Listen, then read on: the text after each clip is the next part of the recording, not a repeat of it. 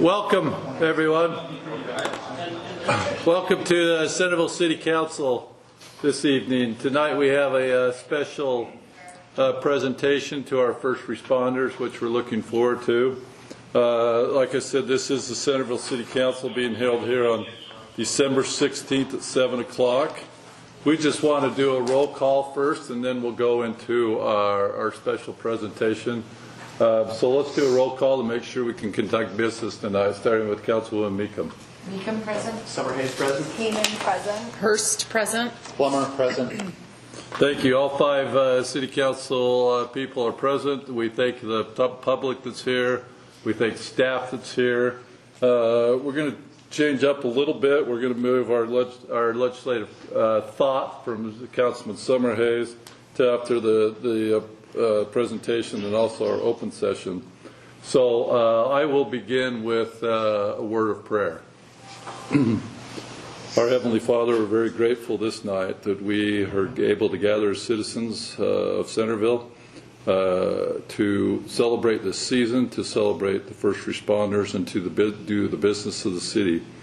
We ask that we may have that guidance with us, that we may be civil in our discourse, that we may honor and recognize each other as children of Thee. We're grateful for all that we are blessed with in our lives, and we're thankful for these first responders that we get to honor tonight. We're thankful for all our residents of our city and our staff that support what takes place here.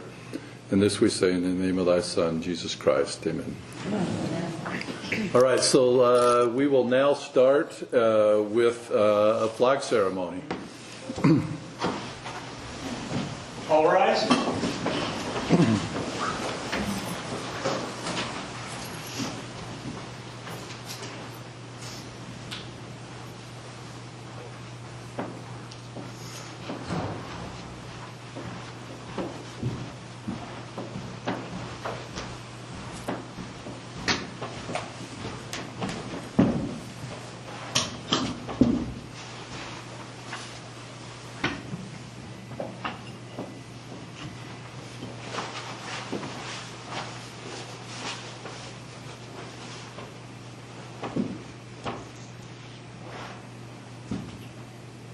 Please stand and pause.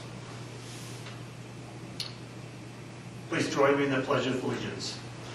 I pledge allegiance to the flag of the United States of America and to the republic for which it stands, one nation under God, indivisible, with liberty and justice for all. Order, arms.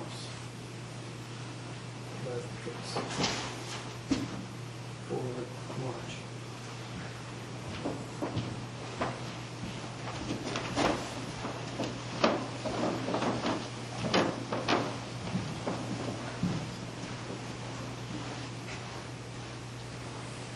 You can be seated.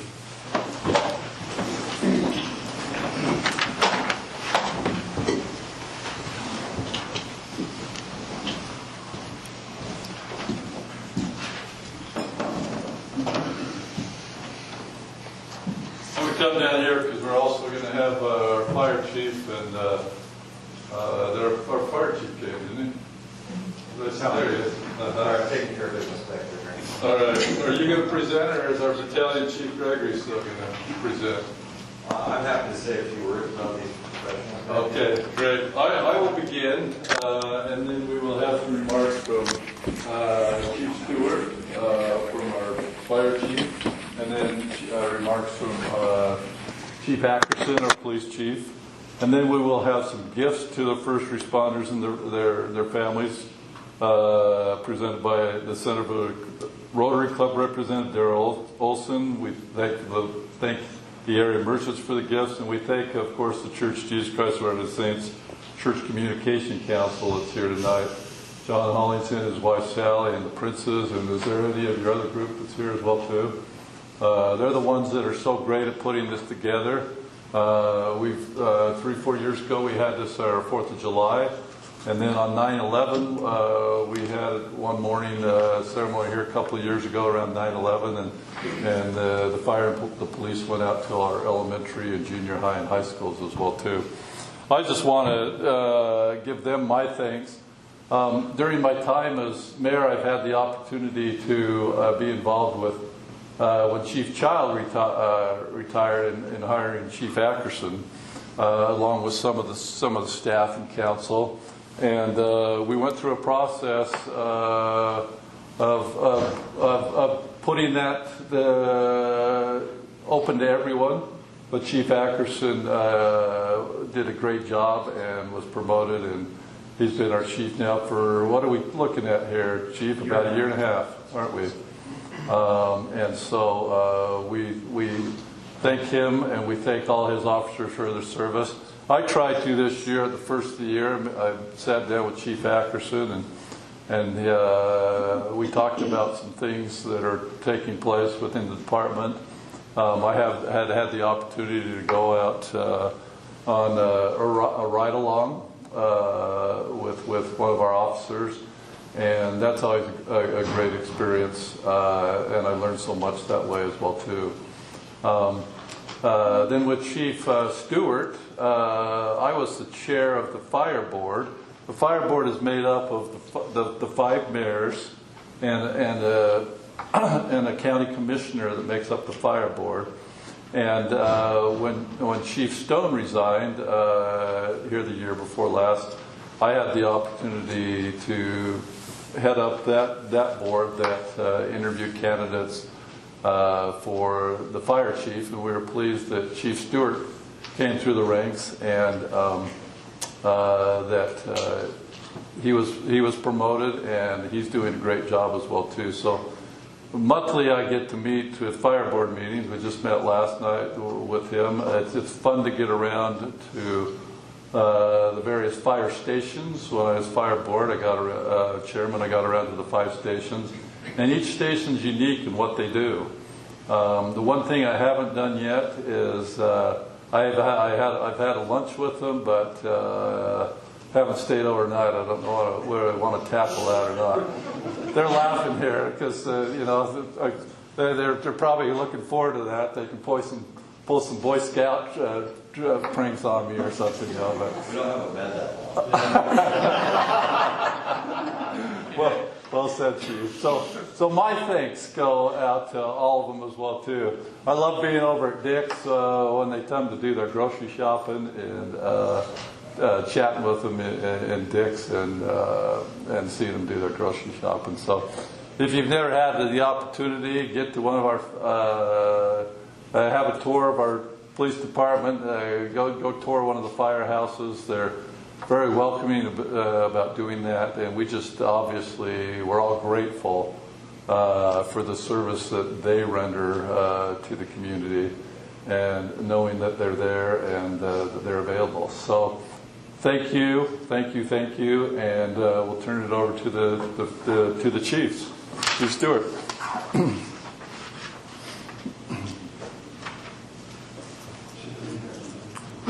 Sure, staff. Join me in the front, please. Okay.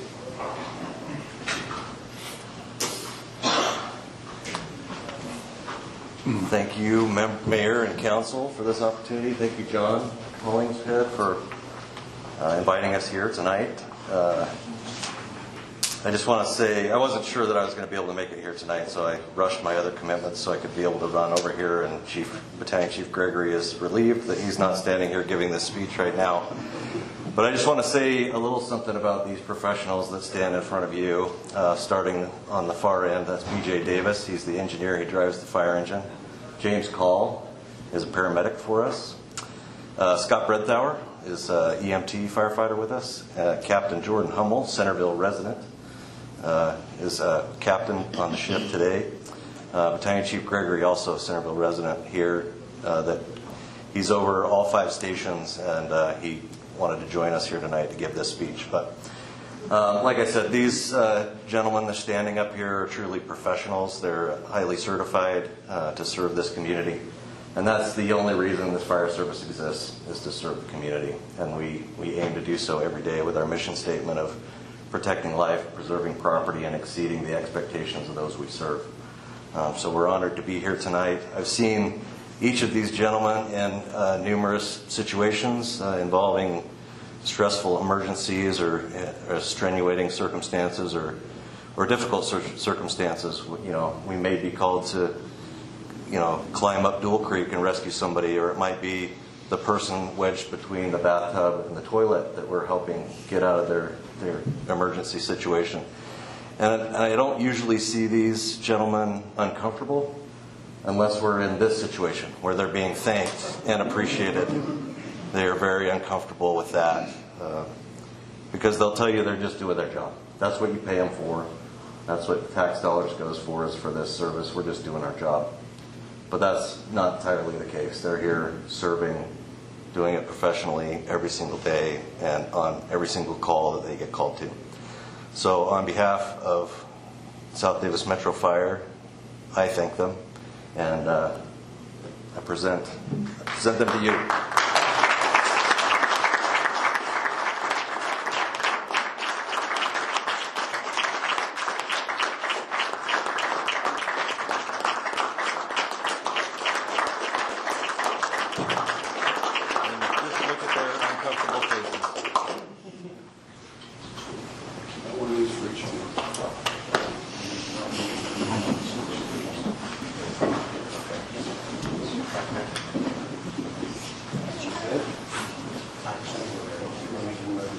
Thank you.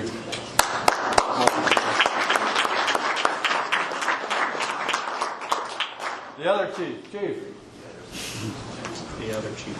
That's what I'm calling him. Thank you. Yeah, I don't mind it at all being the other chief. All right, hey, Centerville officers, will you come on down? Look at these guys.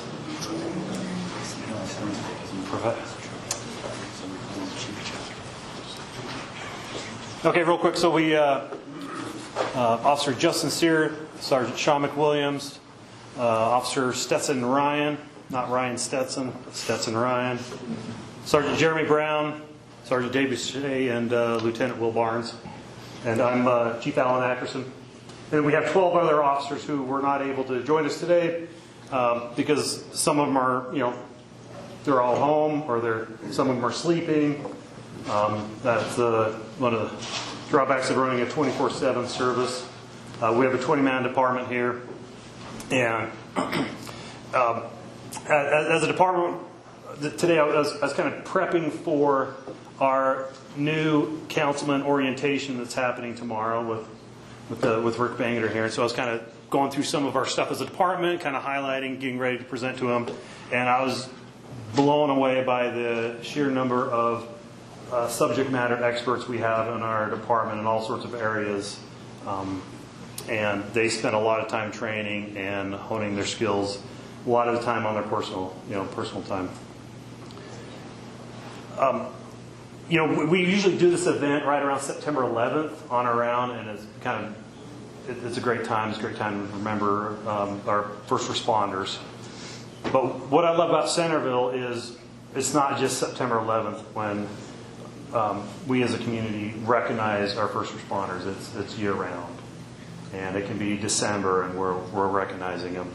Law enforcement changed, not for the good, not for the better, in 2020 with George Floyd and some of the other events that happened. And law enforcement has definitely nationwide seen they've had a struggle maintaining relationships with communities. And I think it's starting to be better, but we did not see that shift in Centerville during 2020. In fact, a lot of times we saw the exact opposites. I mean, we saw a lot of citizens come out of the way, let us know that we still have your back, is what we heard. And we truly appreciate that as your first responders.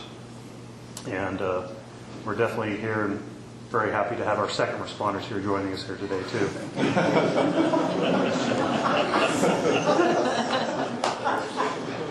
Okay. Do we do gifts from here? Absolutely. So do we get some too? Yes. Fire guys.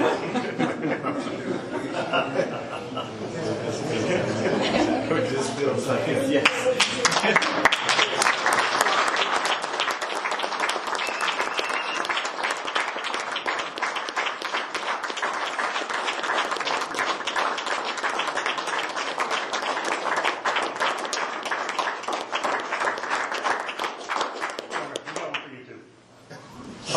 Yeah, and if we have the fire guys come up back up again, or maybe take a picture real quick. But this is Darrell Olson from Centerville Farmington Rotary, and the Rotary has donated funds to help to cover the cost of these gifts too. Do you want the fire guys up here too, Chief? Yeah. Fire, come on back up. Chief Stewart, you're as well. Go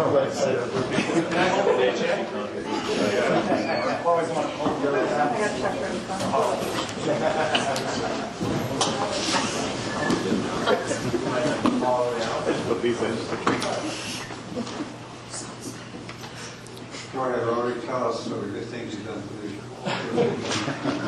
Well, I was selected to represent our Rotary Club here this evening, and we're just grateful and want to say thank you as well.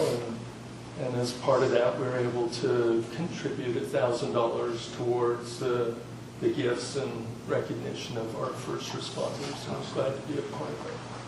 Thank you, Russ.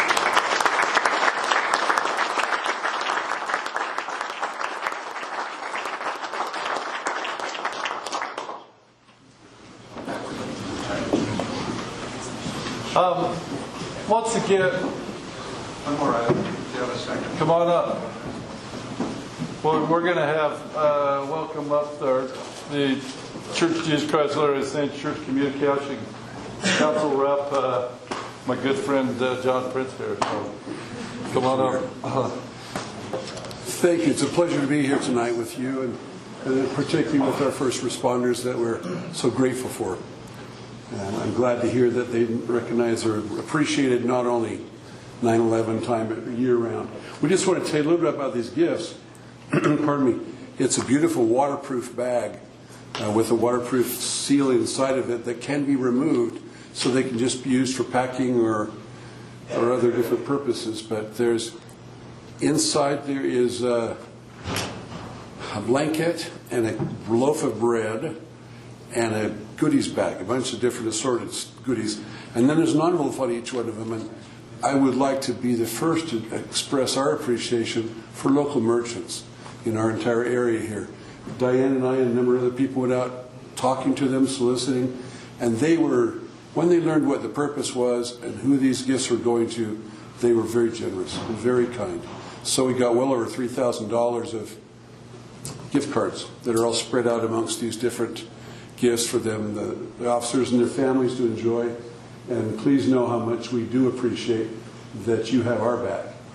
And we hope you feel like you have our support as well, and express our gratitude to each one of you. Thank you so much.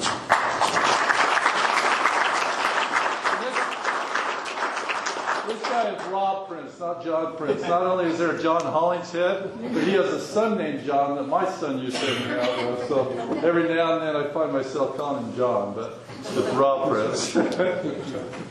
Well, let's give a thank you to the Princes and the Hollingshead and their whole council.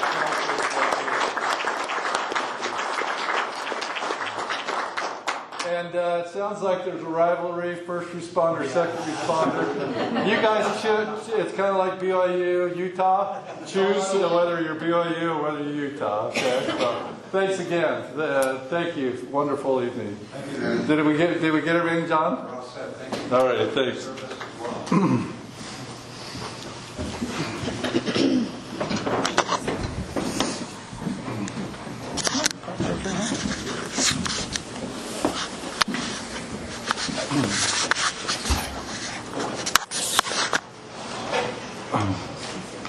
That's always neat to do.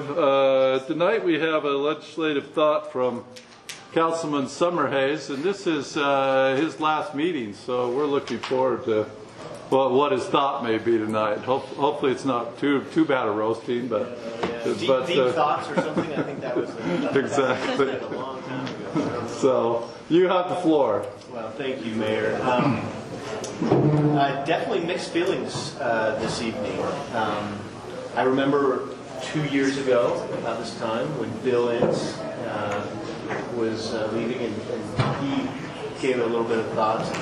People asked him, "Do you enjoy being on council?" And I'm paraphrasing because I don't have the exact quote, but it was something like, I don't know if enjoy is the right word, But I will say that there have been a lot of laughs that we share as council and staff.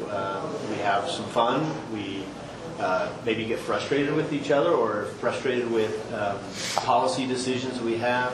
I find it rewarding. It's challenging. I'm not loud enough. Thank you. But I think it's all of those adjectives mixed all into one.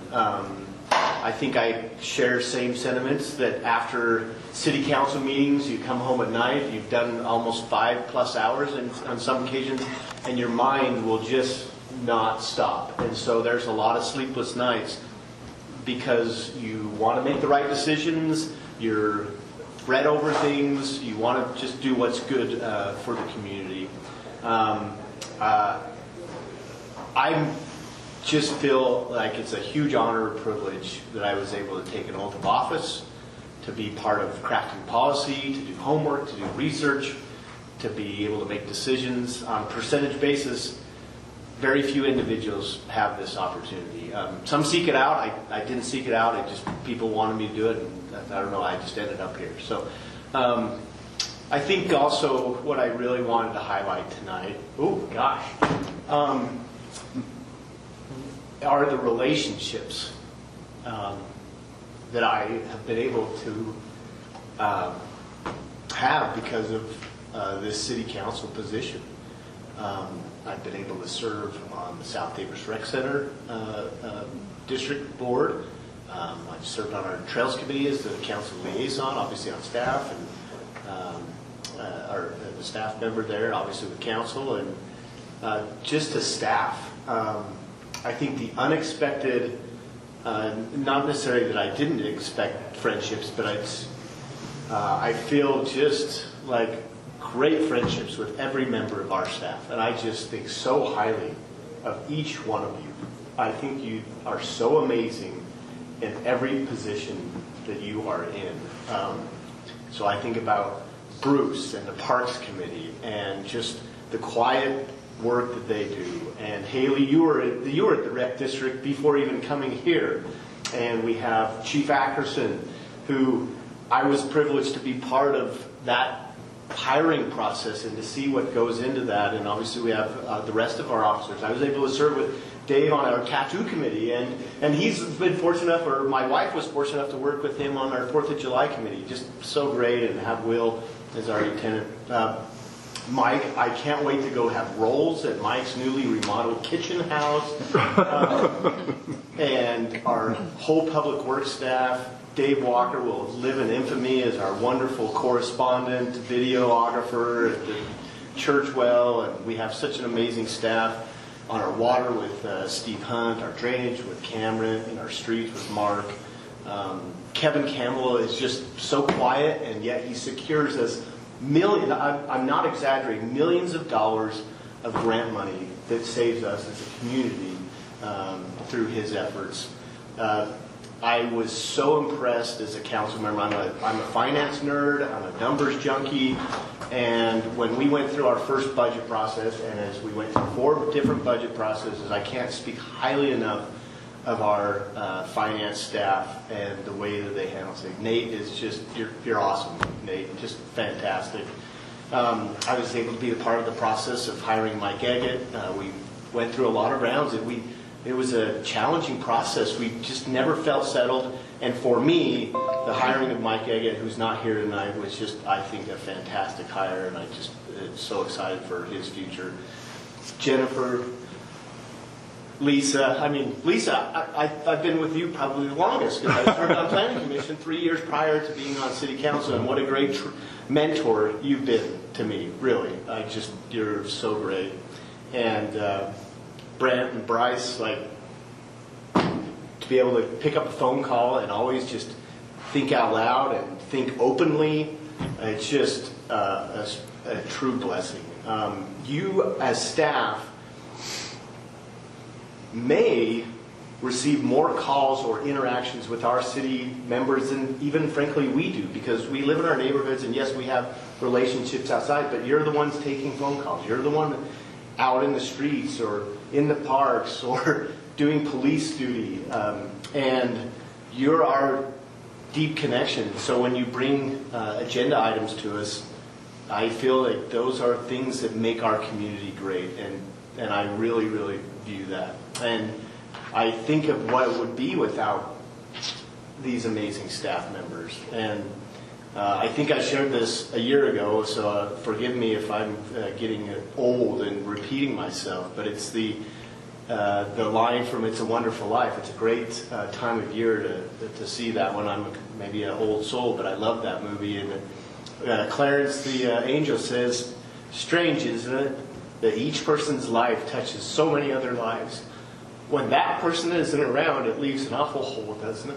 And I'm glad we don't have holes here in Centerville because of that. You work in a community that has a high level of expectation in terms of service, while doing so at a very lowest cost possible. And Brad said, hey, we're here to please everyone, tongue in cheek, but you do an amazing job at that. So that is my thought. It's really, Mayor, just grateful for the opportunity to serve, grateful to be a part of a great city, rub shoulders with amazing people and fellow council members, and have great mentors. So that's my thought. Thank you. Let's give him a round of applause.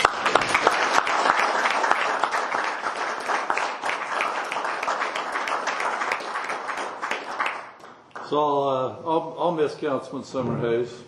And the first thing, I'll back up his statement. He did not seek this out. I twisted his arm to be on Planning Commission, realizing that Mayor Cutler before me twisted his arm many times as well too. So. But once he was in, he threw us all into it, and it's an amazing job. The second thing is that first budget session, when he came with his budget book all marked up, him being a finance nerd and me being a CPA, I thought, I have to step up my game. This guy is more prepared and have looked harder over this than I have. And so I'm serious when I say that. So he inspired me to dig even deeper, because you always came prepared. Not only that, but to all our meetings.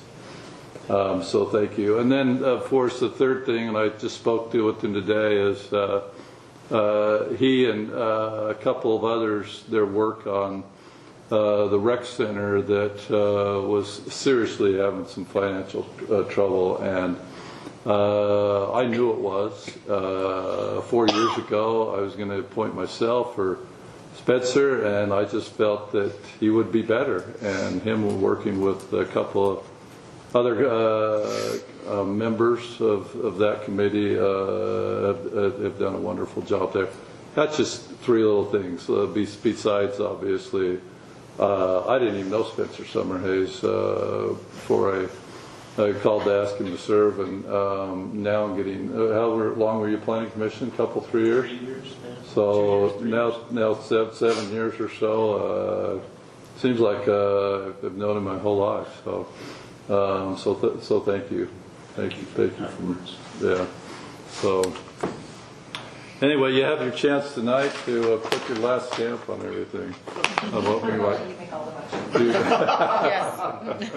And Mr. Mayor, we'll have a going away or a thank you We will. meeting in January, so you're all welcome to attend that.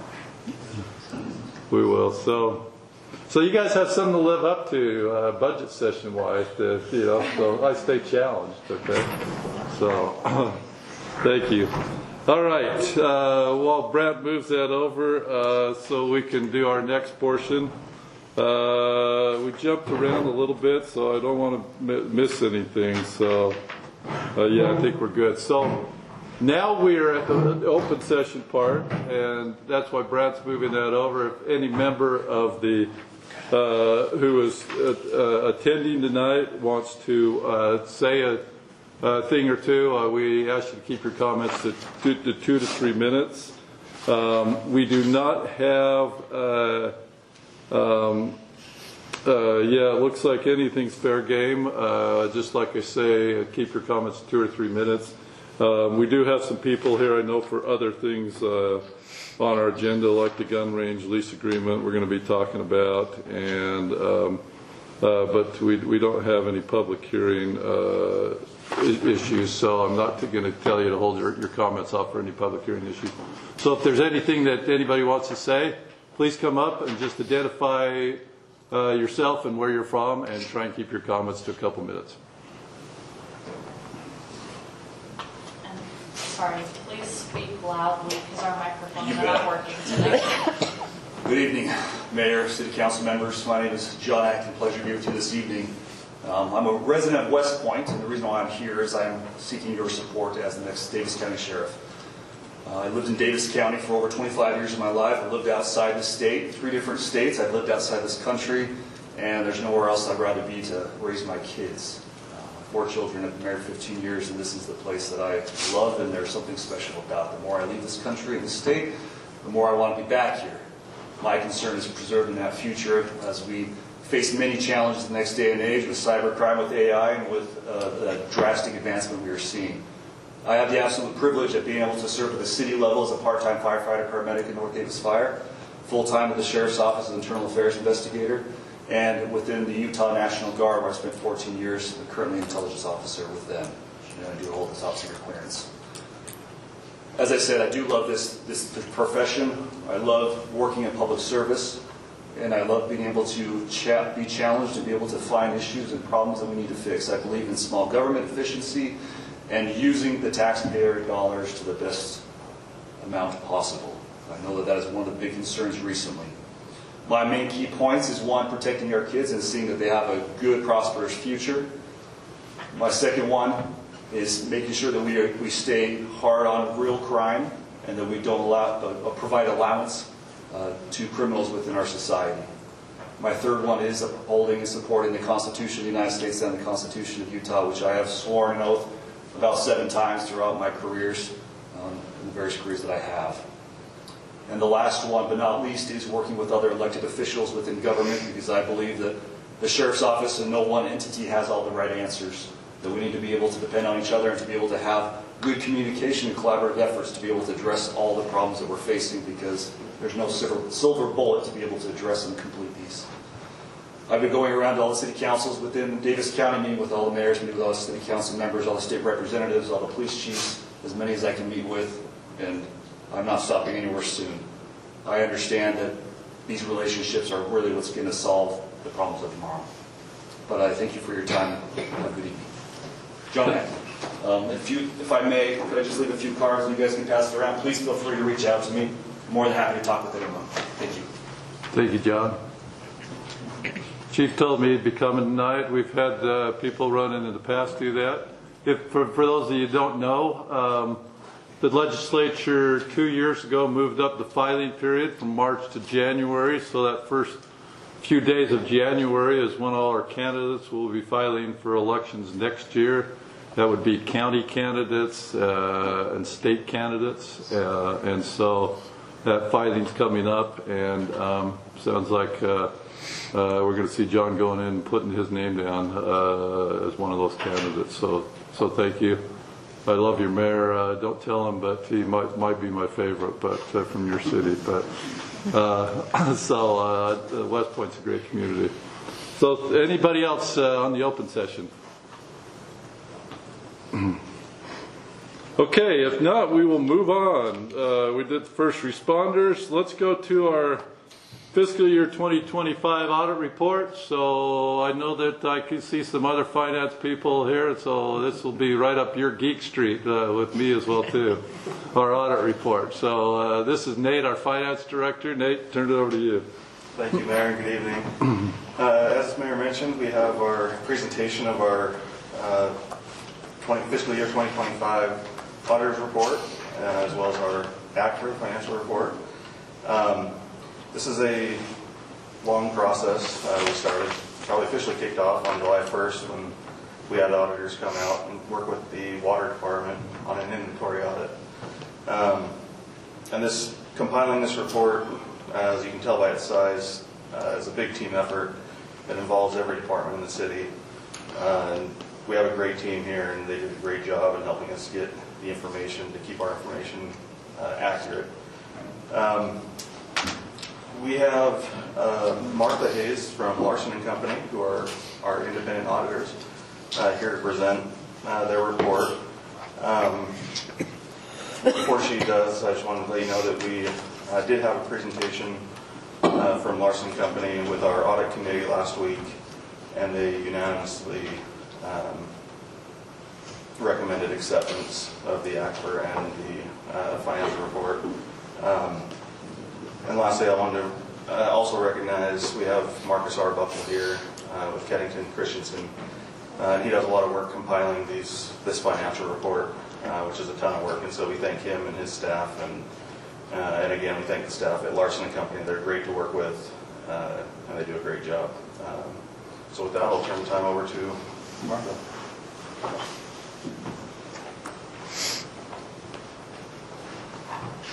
Good evening. So I'll go through the auditor's report and our independent auditor's report, and also our reports on internal control and compliance. So I won't be going through all the numbers.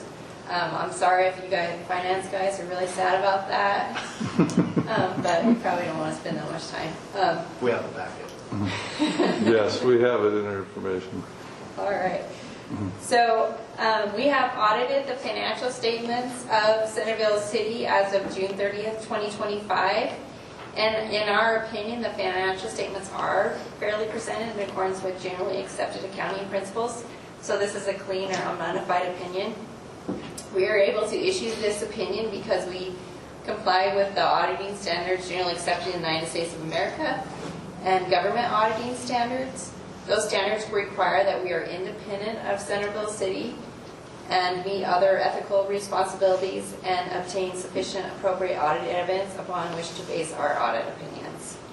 The financial statements are the responsibility of Centerville City's management, and they are responsible for preparing the financial statements in accordance with generally accepted accounting principles, and for designing, implementing, and maintaining internal control to ensure the financial statements are free from material misstatement, whether due to error or fraud.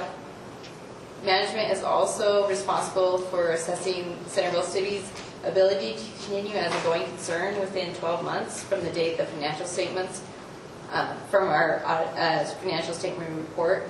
As auditors, our objective is to obtain reasonable assurance about whether the financial statements are free from material misstatement, whether due to error or fraud, and to issue an opinion. Reasonable assurance is a high-level assurance, but not absolute assurance, and therefore is not a guarantee that an audit conducted in accordance with generally accepted auditing standards and government auditing standards will always detect a material misstatement when it exists.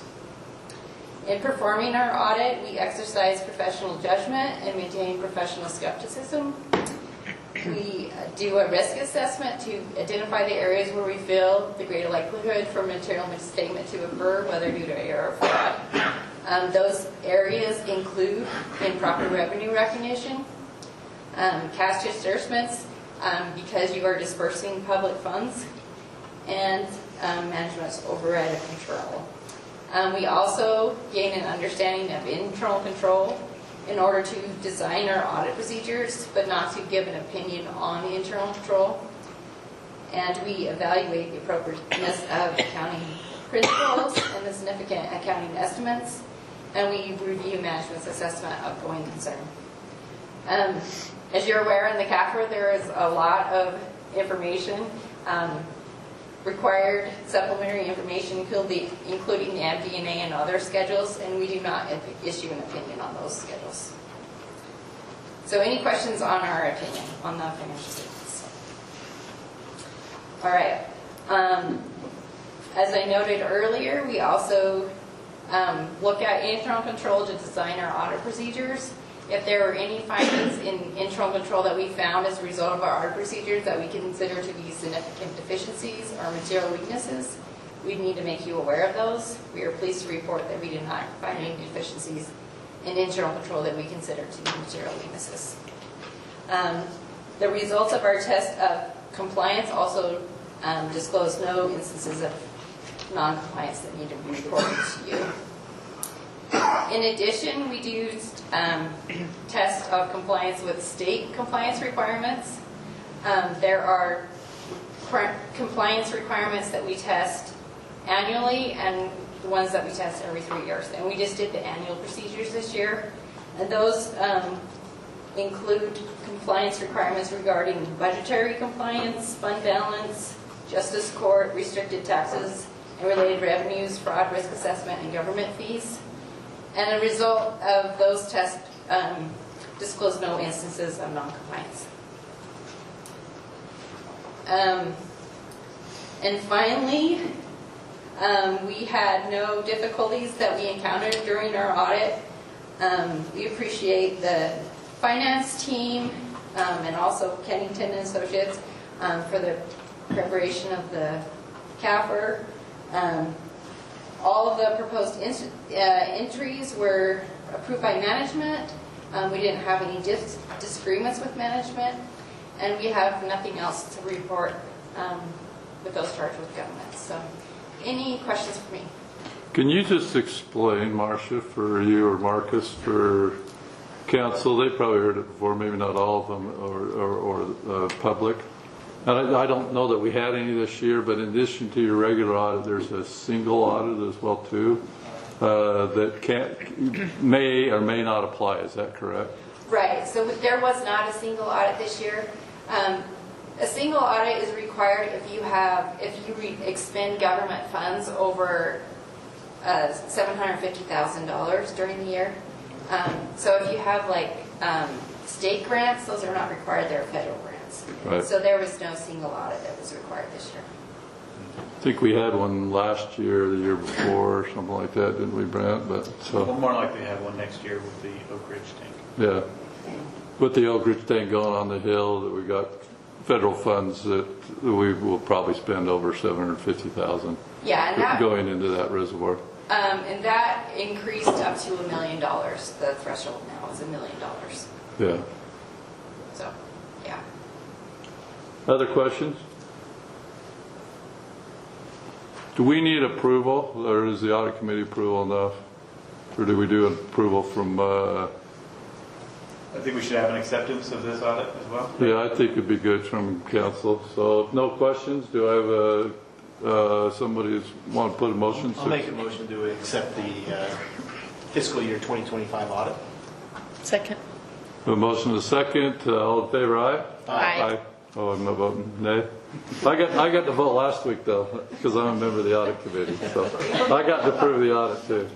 So thank you, and thank you, Marcus, for being here as well too. Okay, let's pop on down to our annual meeting schedule for next year. It's resolution 2025-20. Jennifer's throwing this together for us. Jennifer, you want to talk to us about your thought process and what you pulled together here? Yeah, I thought long and hard about which dates we should hold city council on. First and third. And you didn't change it from the first and third Tuesday? No, we're still first and third Tuesday through 2026, and Sorry.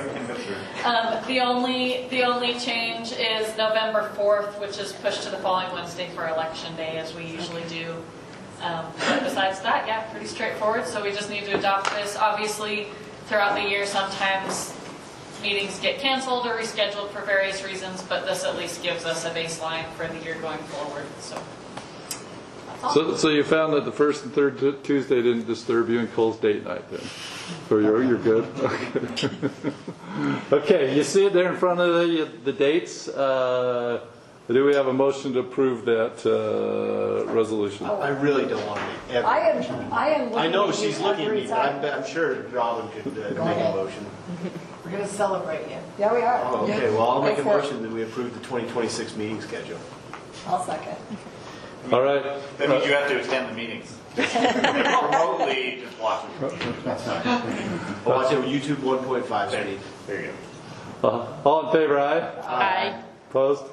Thank you. Okay, let's go to item number 2 on our business. This is the amended and restated gun range lease agreement with the Centerville Arms Association. I know that's why we have some of you here tonight. We have representatives from the Centerville Arms, and we also have our chief of police here, and it looks like they're going to come up together to add to what you might have in your packet.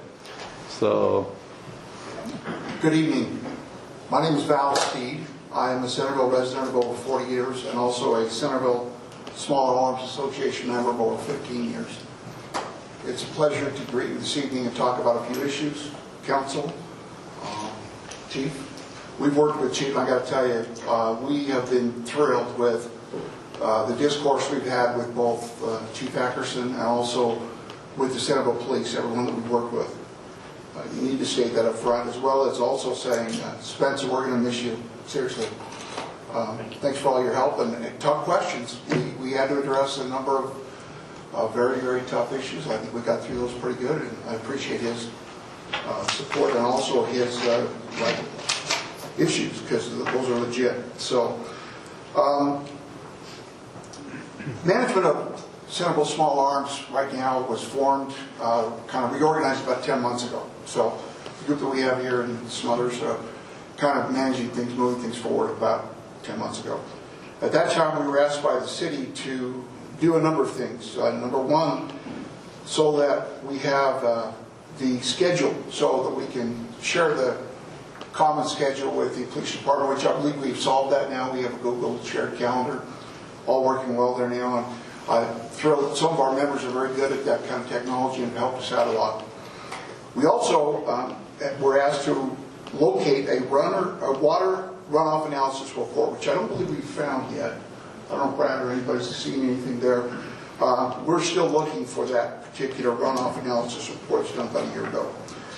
We'd also looked into, we were asked to get someone to come and give us a remuneration cost estimate for the range if it was to be used for another type of process, which we have done. The city's received that report. I believe that's something that we have now accomplished.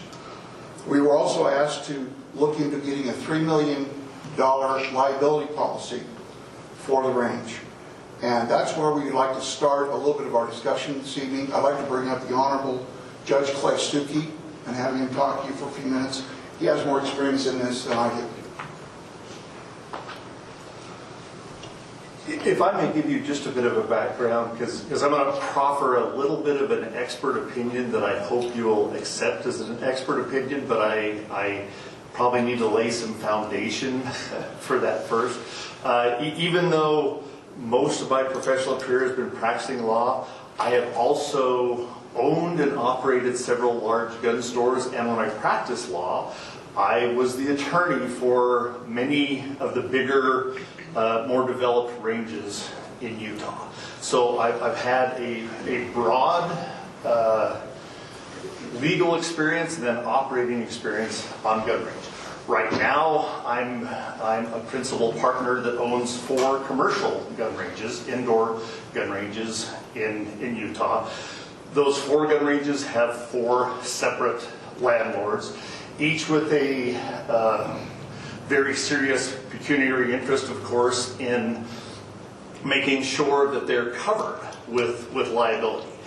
And if I can also convince you that the shooters that we have at Centerville Small Arms are sort of the top of the pyramid, they're very experienced shooters, very safe shooters, where the commercial gun ranges that we operate, we're open to the public, and we are anywhere from the very experienced shooter to somebody that has no idea what they're doing, hardly knows which end of the gun the bullets come out of. So the risk up at the Centerville Small Arms gun range is actually very low, because you have experienced shooters running the range at all times, and they go through some training before you can even be a member and go up there and shoot, unlike the public ranges that we operate. The point I want to make is, with all the gun ranges that I've been legal counsel for the owners of the gun range, and the gun ranges that I own, I started Impact up in Ogden, if you're familiar with that, Impact Arms, that indoor gun range. I was the founder of that and got that up and going, and then have consulted or been the attorney for many others. And with the 4 I own now, we have never had to go higher than $1 million, $2 million. And those are people that don't want to lose their buildings that we're renting. from them. So the expert opinion I would proffer to you is 3 million is the very top of what anybody in Utah would expect for their commercial gun range. And so I'm hoping I can convince you that we don't need to spend even more money on a gun range that of all the gun ranges in the state is one of the lower risk ones. With the lower risk, it shouldn't have to have the highest liability policy in the state of Utah. So that's a little piece I could bring to this. Is there anything else? No. Okay. Thank you. Thanks so much for listening to that. So, Mr. Mayor, Go ahead. if I can address that. So, Sure. we're doing this a little backwards. Usually we would present, Chief would present kind of the agreement here and then get comments from your group. So we're going a little backwards. And since we started that way, I do want to address a little bit of that insurance. And the argument for here is indemnifying the city, right? So the most important thing here is not necessarily what's a reasonable amount. The issue here is indemnifying the city. So we have governmental immunity caps. And those governmental immunity caps is $997,000 for a single case and just over, I think, $3.6 million for an aggregate. So $1 million, $4 million is where we really need to be to indemnify the city wholly. If there is a claim above the $1-2 million, that puts the Centerville taxpayers on the hook for that amount above that.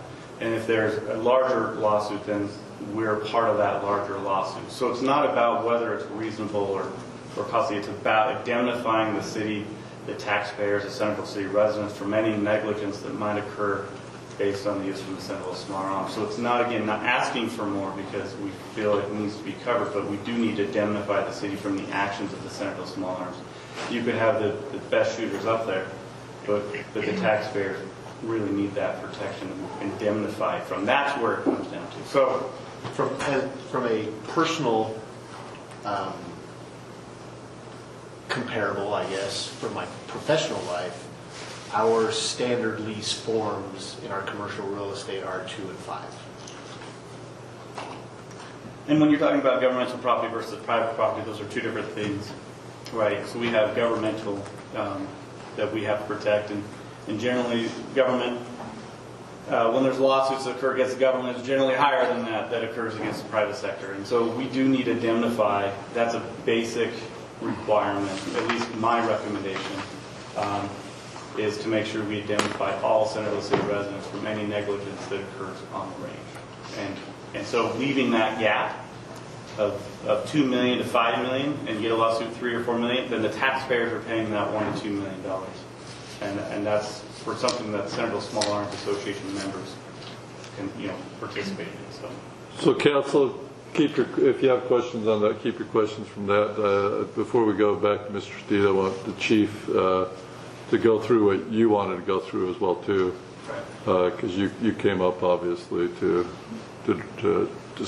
say something as well. Yeah, so. I just hope to catch you guys back up to speed. Like we previously had a work session on this where we talked about the relationship between Centerville City, the Centerville Police Department, and the Small Arms Association.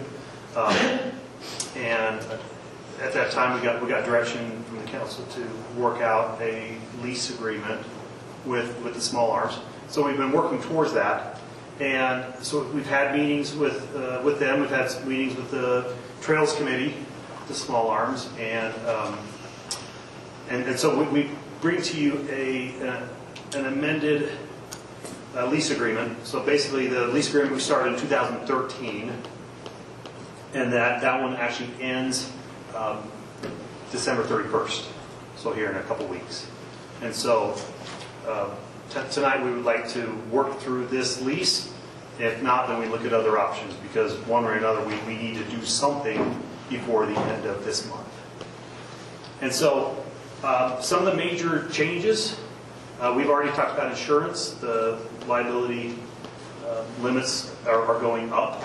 And so right now we're looking at, I think we're asking 2 per incident for the aggregate. In July, that's going to go up to 2.5, right? Yeah, so currently I've worked with Irma, Dave Peterson, the executive director, to get some advice on the insurance side. And so currently really the limits are 1 and 4. I believe it's, these are approximate numbers, but 3.6 million is the aggregate governmental immunity, 991,000 or so for the single. So really, as of right now, it's 1 and 4. Beginning July 1st, the single goes up above $1 million, and the aggregate will go up above $4 million, which then requires that insurance to go from $2 million to $5 million. Again, if you find a policy that's 1.1 million or 1.2 million, you won't find that, unfortunately. Usually you're doing $1 million aggregate increments. So, but that is the recommendation of Dave Peterson, our IRMA, who handles our risk, our umbrella insurance that we request on this. Okay, so I wonder in this current, the red line version here where we talk about it being at $2 million for one person right now and 4 in the aggregate is that what we're asking for, starting right now and then going to 2.5? Yeah, so we could go 1.4 for the first 6 months, but we just have a 6-month notification to Centerville Small Arms that's going to be 2.5 in July 1. So you can go 1.4. And it's July 1st, 2026, correct? The red line says 2025. So, and then also there's another thing that I'm a little bit confused on, because down below it's like the very last thing where it talks about the 2, it drops back to 4. When it says the city shall give a 6-month written notice to the association of any increase in insurance limits that exceeds the July 1st, 2026 limits of $2 million from one person in an occurrence, and it should be $5 million, I believe. In July 1. So it says 4 on. So just if Lisa will just make sure that those numbers all. The consistency is what. Yeah, there's just a couple little typos. Thank you. And then I think what we'd like to do is kind of work through some of these, the overall maybe changes, and I know the association has some more comments to make towards the insurance and that stuff. So maybe we can hold off to the end and we'll tackle it then. Is that okay? That work? I guess we've still got some issues that you were asking us to address. I've got to go down through, but that's fine. Let me know when we have a chance to I think the big important thing is just kind of presenting, this is our opportunity to present this amended lease agreement to council, and then you can have that, if that's the way the mayor wants to proceed, is getting some back and forth. I mean, negotiating during a meeting is not... No, we're not negotiating during the meeting, but we were asked to bring you some more information about this. Sure, okay. Also, but also, I think it's important for council to know that, the whole time Chief and I were talking about a lot of this stuff, and then we were notified last Friday that there were 2 things that were going up on us. We had recommended, we've been doing $800 a year for a remuneration fund, and also we were chasing the $3 million liability, which you need to understand, this is a volunteer organization. We have 0 budget. So when we stepped in to kind of manage this organization, we really, in a way, at risk of violation of our compact, if we are agreeing with our members, they were sold a lifetime membership for years. And now we come in and say, well, but you're not going to be allowed to get the range unless you're paying us a $100 key fee, which we use to raise funds. We also did so with different matches and things. And then we were also asked to provide some historical data. So let me give you some quick historical data about the range. This Mystic Range has been in existence since 1965. It was actually set up between Centerville City and the Centerville Small Arms Association, where the city owns the land, but all the improvements and development up there is the Centerville Small Arms Association with the help of the United States government. We are still responsible for maintaining the road, defining the fire lines, the target pit, the park areas, fire break, maintaining land belongings improvements. We're also asked to do hunter safety and education, which we do up there as best we can. We also didn't get to this year, but we do rifle sighting assistance for the public, as well as many of our members host groups. For example, I will tell you personally that my last 3 times up the range have all been for different groups. And we do that public service. We go up there, we take different people and groups up there. Adult group, the last 3 was an adult group, a youth group, 12, 14, and then a special group where my neighbor had visitors from Japan, and that was one thing they asked to do, was learn how to shoot a gun. So I took them up there with my membership and spent a couple hours taking them all through different caliber sizes and different things. So it's important for you to understand that I understand, immunity and everything, if we were an ongoing business where we had a big budget, this would be no big deal at all. But we're, like I say, not for profit, and we're really kind of scratching at funds here from our members and trying to raise funds with matches. Let me throw out one other legal opinion too. Are you familiar with Mitch Vito's? He's an attorney, a very famous kind of gun attorney in the area. He lives here in Centerville near me. He sent me some documents you might want to forward on the council, but he said that insurance rates should be a lot lower given the safety of the sport and statutory protections of the sport. He references code section 47.3202, which we can probably pass along to the city attorney if that helps us with this.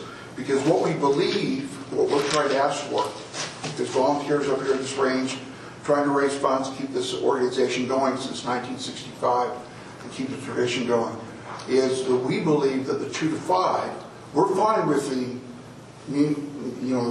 remuneration, I would say that wrong, remuneration fund, and it's good. What Chief and I negotiated, I hope he's okay with this, but that escalating amount, and I think Brad was okay. So we're fine with that. Well, that gives us time to go out here and get the funds that we need, where year 1 is 1,000, year 2 is 2,000, 3,000, 4,000, 5,000.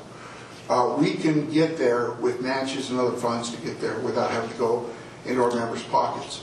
What we don't know, because we just learned about this last Friday, is that the city's going to 2 to 5 in July. Okay? That's brand new. We don't even have a quote or anything clear. Brad's been chasing that down for a while here.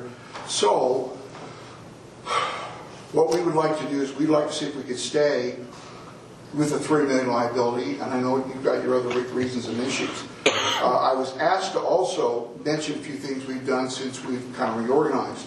We fixed the road, we need to fix it again. We've established a key plan for our memberships and raising money. We've removed over 4,000 pounds of trash and debris from the range property.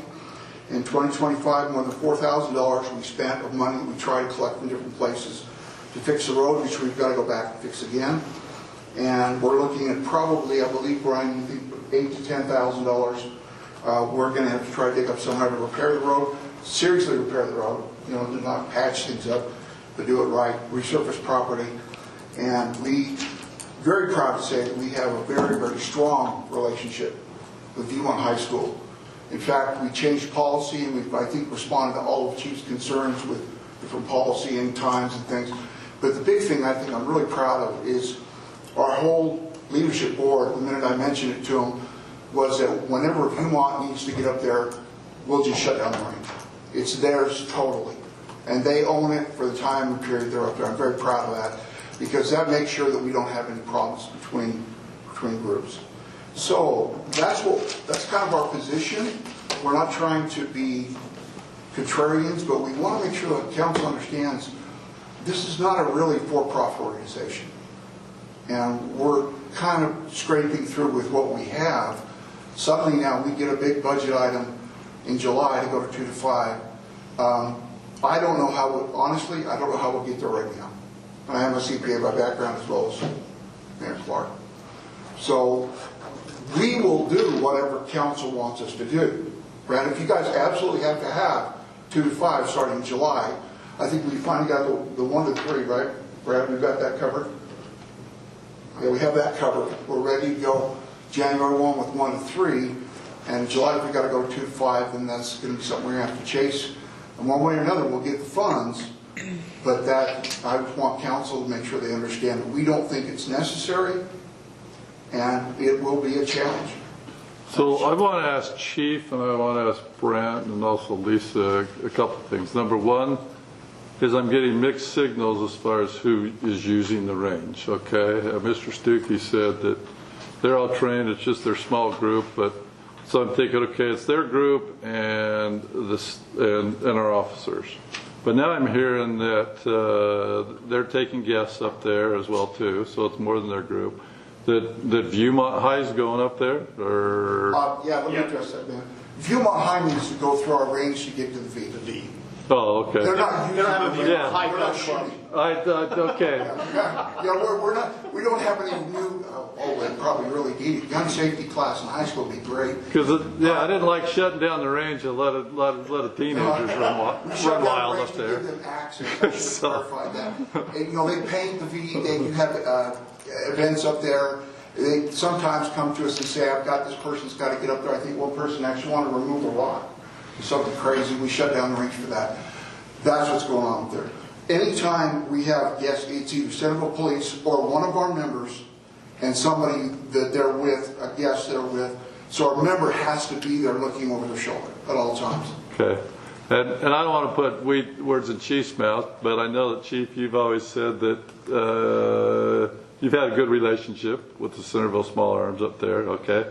So I guess the question is the insurance coming because it's mandatory by state law, or because Irma and Dave Peterson feel this is what we should have, or if there's something else that's acceptable? I mean, when I talked with Brant about our agenda on Friday, I said, yeah, I can't put the residents at risk, and I got to, I'm thinking that's probably the state law, but it sounds like that's possibly what our Irma rep is Dave Peterson saying that we should have. Okay. So, yeah, Mr. Mayor. So I've looked into the attorney Mitchell. Mitch Mills? Yeah. So we met with him about 8 months ago, and I couldn't find necessarily any evidence that says that the city, because of its use, means it doesn't meet the governmental immunity, that it's some exception from governmental immunity. So I couldn't find anything that would say, yes, as a city, and I don't know if Lisa looked into it too much, but that would say that it's okay, we can reduce the limits because it's an activity that's protected. I can't find anything. So even right now, with 1 and 3 being in, there's a $600,000 gap between them. A $600,000 gap from 1 million to, 3 million to 3.6 million. That means the city and the taxpayers are on the hook for that difference of 600,000. Now, let's say the lawsuit is, and again, I'll go back, maybe there's no lawsuits that have been above 1 or 2 million, but let's say it is $5 million. Since we are part of that $600,000, we're now on the hook for potentially more than that, because we have contributed even $1. Now we're part of the entire lawsuit or claim. So there's a responsibility we have, and the argument from us is to make sure we're indemnified fully for any activity. Now, I know guests can use the range, and so they're taking on the liability from the guests. It's already a risky activity that's occurring, and that's when we attended the Irma Summer Conference, we were talking about activities that have a greater risk, and should there be a higher insurance amount of $8 million. And so that was a big thing that I was trying to find out, as well as, do you need higher insurance because of the potential risk involved? And the answer from Dave is no, the $2 to $5 million is sufficient to indemnify the city, and that's the recommendation to proceed with. Again, you as a council can make a decision that it's okay, we don't need to go to 2 and 5, but just be aware that we are now at risk from potentially a claim to happen up on that. So then I would then go, and I know council's got some questions too. I'm all about traditions and keeping our city what we have, and I know that some of us here as well too. But if we can make it work, is there not anything? Obviously, our officers are using the range.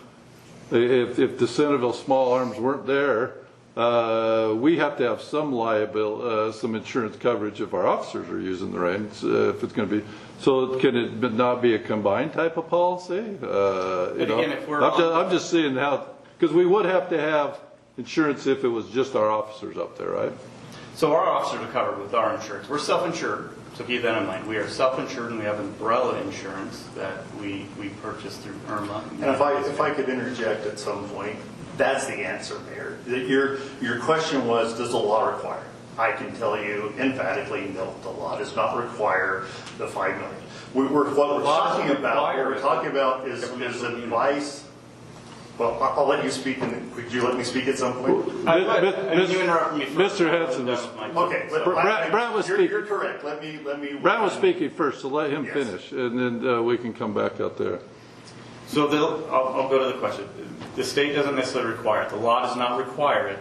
There's no says you need to carry this minimum amount for this activity. But I'm just telling you, the insurance that we cover, and we're self-insured, that's the risk we take with them. So when you create a relationship with them, just understand you're putting a lot of trust and faith in volunteers and people who want to shoot in an activity that is fairly high risk. We're participating and sharing in that potential loss if there is a claim. So, yeah, I'm done. Go for it. Okay, and what I appreciate those words. That's well taken. But what I would say is, all we're doing is managing and allocating risk. And a few points I could point out is there has never been a claim, not one, not even for a dime. There has never been a claim on that range. There never will be a claim on that range. Everybody signs a waiver, even if we bring out a guest. Everybody signs a waiver that says there can be no claims made. So even a $1 million policy is gonna cover it, because with that comprehensive waiver that says you can't sue the city, you can't sue Centerville Small Arms, you can't sue anybody up there in any way, that waiver is going to stand up in court every time.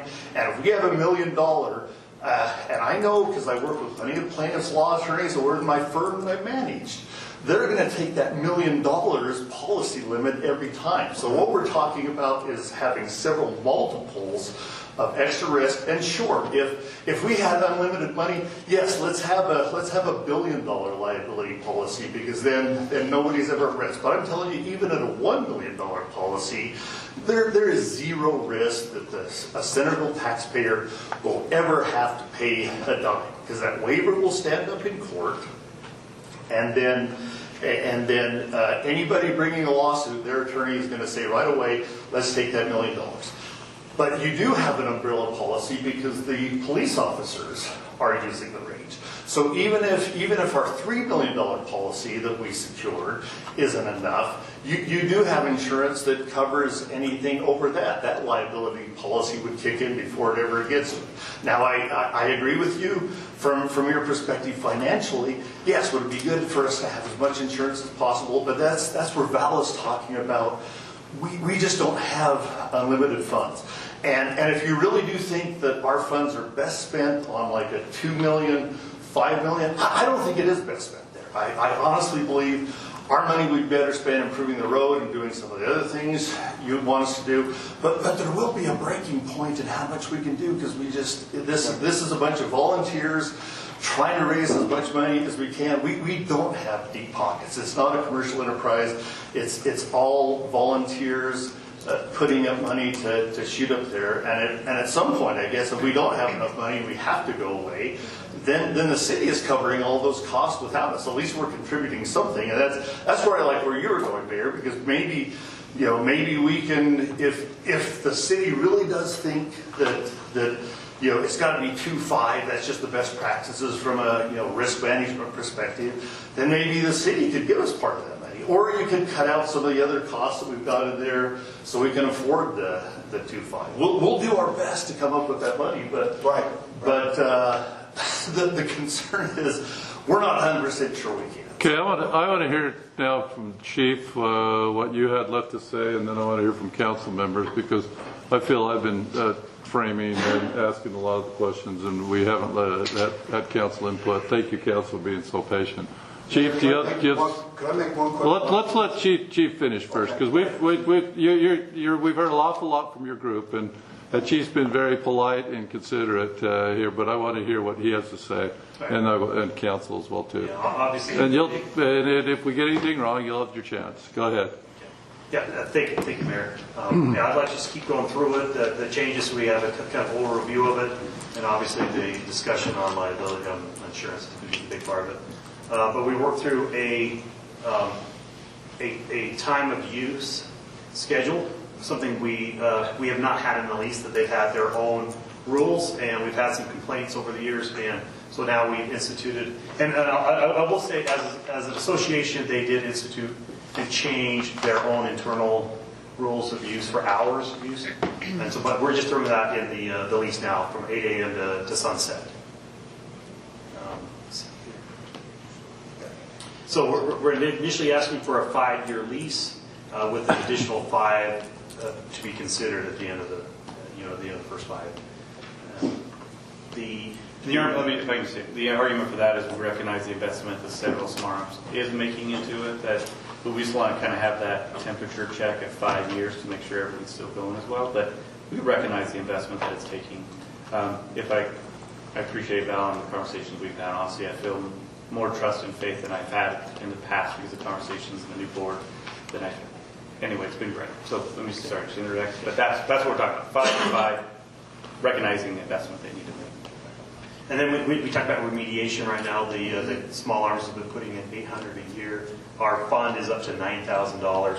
We had an estimate given to us by a lead remediation company that can come in and remove lead and fix the soil, right, so we don't have the leaching problem. They gave us an estimate that ranges from about $50,000 to $110,000. It's kind of all over the place, and once we got closer to it, we could nail down a better quote. And so the $800 a year is not adequate. We put in here $4,000. The association came back with a proposition to start this year at $1,000, and then next year donate $2,000 to this fund that the city has, and $3,000, and then $5,000 right in the last year. And then at that point, we would figure out where we're at after the 5 years when we look at renewing it again and figure out how much we need moving on in the future. The city is also committed to match the funds into this remediation.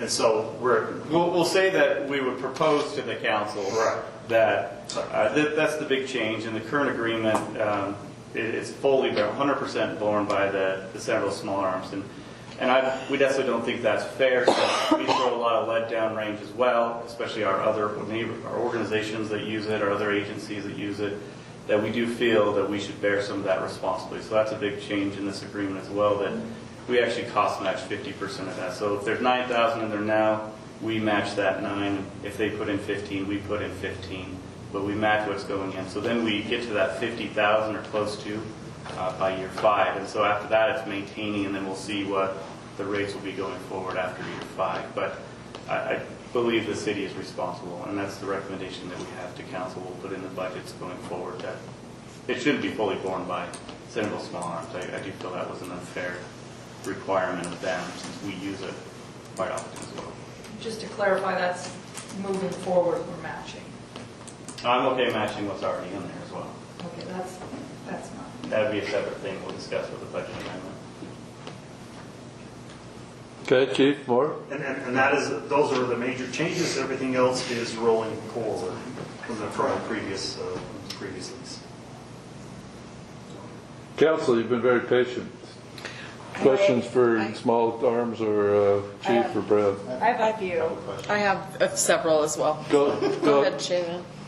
Chief, okay. She's deferring to you, Thank you. Councilman. Okay, a couple of questions for both of you, Chief, just to understand the background. This is an agreement that you have vetted, you've reviewed it, you've consulted with Lisa, and you are comfortable from the police side with the way that the language is drafted, yes? Yes. Okay. A couple of questions for the Gun Association range, and this is Judge Stuckey. You were introduced as both a judge and an expert, and I just want to invite you the opportunity. You're providing an expert opinion as an attorney and not as a judge. Is that correct? That is correct, and I wish you would have mentioned judge. I wasn't going to mention that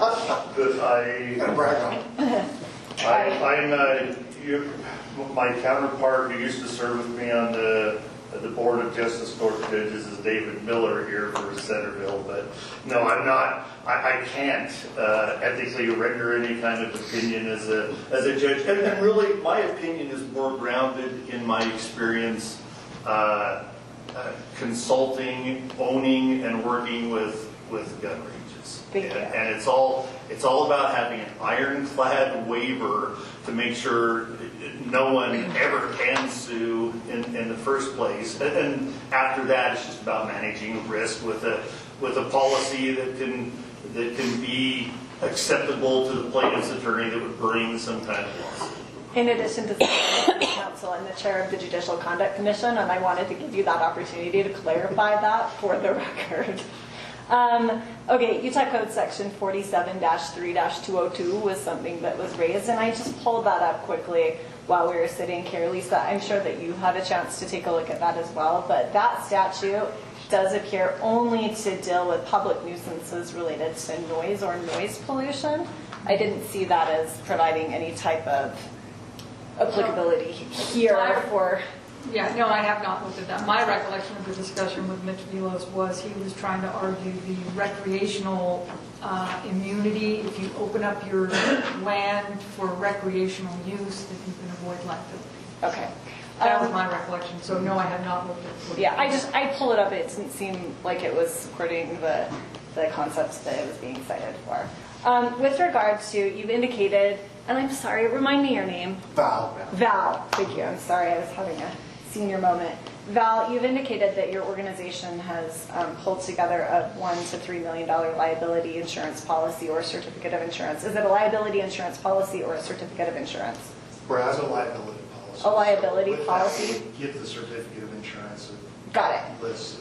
Thank you for that clarification. How much does that policy cost you guys on an annual basis? Yeah, so our $1 million policy we had was just under $1,000, and to add the increased amount goes up to $8,000 per year. Per year. Okay. And so, and I don't know what the new amount is. I've asked, but we only found out about that Friday, Right. so I don't. Okay. Brad is our treasurer, just to clarify for all of council. Yeah, and are you guys, I'm looking at my staff, I know people are answering out here. Do you want me to have them come up to the microphone so that we are getting the record? The mic's not working. Get them closer, at least No to these mic. mics. So Yeah. it might be Yeah, helpful. this little recording device This up here little is recording capturing device. our record, so try to speak loudly in that direction. We record these, but our recordings don't work tonight, so I had you come up, but like they say, the advantage of coming up is we have all these little things going here tonight, so. Okay, yeah, I just wanted to try to get a sense from you guys in terms of what the increased cost would be, because, I mean, I have no idea what the difference between 1 and 3 and 2 and 5 is practically. So it sounds like you're jumping from about $1,000 a year to about $8,000 a year. Additional. And An additional 8 on top of the 1. And that's Can you clarify, you said you don't have the numbers for the 5 million, this is We for, don't have the 2 to 5. but the 8,000 additional is for what? The 3. It's for the 3. Okay. They're just raising that on you this year, is that what you're saying? Well, so. Come on up. Brad, one Yeah, come if you wouldn't mind. Talk right, come right to this, no, I'm just kidding. Our current lease agreement requires the $3 million right now. The current lease agreement requires $3 million right now, but we did not have it. I think we turned in the insurance, and I didn't realize it was a thing. I talked to the old guy and said, oh, that's too much, we aren't doing it. So when I found out, when we started this thing last year, basically, it was like, oh, wait a minute, that's what it's supposed to be. That's when I started chasing the pricing on it.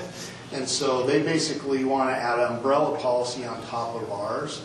And so that additional umbrella policy, it was roughly $8,000 to add that. And so that was, so that was a big bite for us that we were really trying to figure out. Was we were waiting to negotiate this. I didn't jump on it because I didn't even know if we were going to get our lease at that point in time. So it kind of been sitting there. But our insurance is up for renewal right now, so I just got the quote from them for the policy that I've been asking for like a couple days ago. So it came about the same time we got the new lease information. And so I copied the lease and sent it to them and said, this is what our new lease says. I need new quotes on this, but that was... And just to interject real quickly, have you bid out with different insurance brokers? Yes. Okay. So, Sorry. Yeah, no, that's okay. yeah, I think I got quotes from 2 or 3 different ones that were willing to do stuff. So. Councilor, if you ask me from a risk, and I have so with staff on this, from a risk management side, I would rather see the 2.5 hit and reduction remediation if that's where we're trying to find cost savings. I'd rather still indemnify the city wholly and figure out where we can negotiate remediation costs. Again, I haven't necessarily discussed. Yeah. Yes. So again, just throwing that out there. Yeah, I'm not going anywhere with that question yet, Brad. I was just honestly trying to just get a sense as to what the magnitude of what our ask was for these guys on a practical basis, because you can say millions and that doesn't really mean much to me unless I hear like what it costs you guys. Okay, thank you for that. And I guess the only other comment that I would make, and I guess it's more of a comment, and I'll let Lisa weigh in if you think that I'm really off base. I mean, with regards to the fact that there have been no claims, that's fantastic. But I'm not sure that that means that there will not ever be claims. Of course, people can sign waivers. People sign waivers all the time, and you can release all kinds of things, but there are lots of things that people can't release in a waiver, including gross negligence, recklessness, and intentional misconduct issues, and that presumes that somebody has signed a waiver. So if you have a kid that is going through the gun range and is injured and hasn't signed a waiver, then that could create some liability concerns as well. It's not, I mean, I'm not saying this to say that I think there is going to be a claim, but I don't share the confidence that there absolutely will not be a claim there, for what it's worth. My thoughts.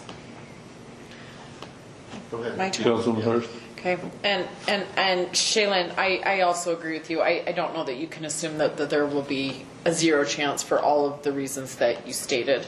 I want to just have a couple of clarifications in maybe trying to find some other solutions that may be helpful.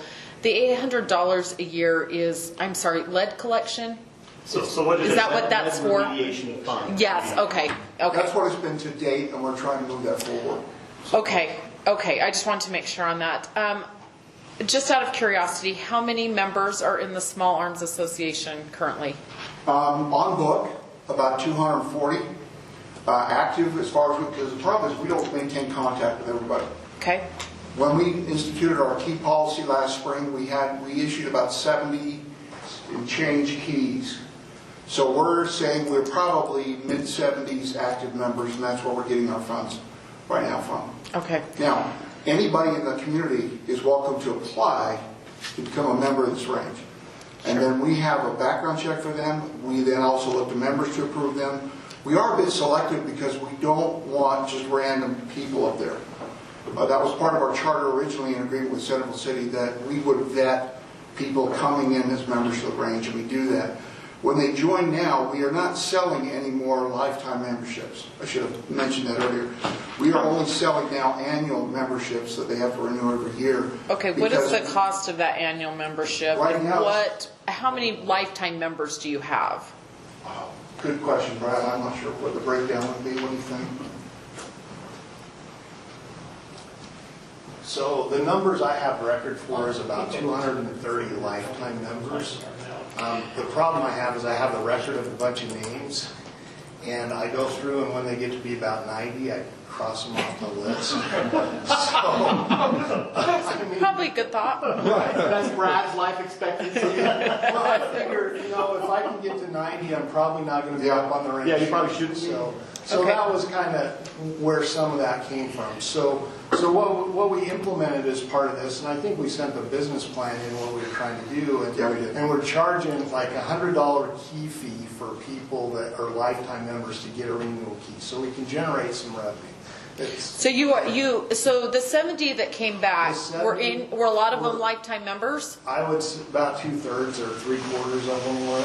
And they paid a key fee? Yep. They paid a key fee. Which was what? So the key fee is $100.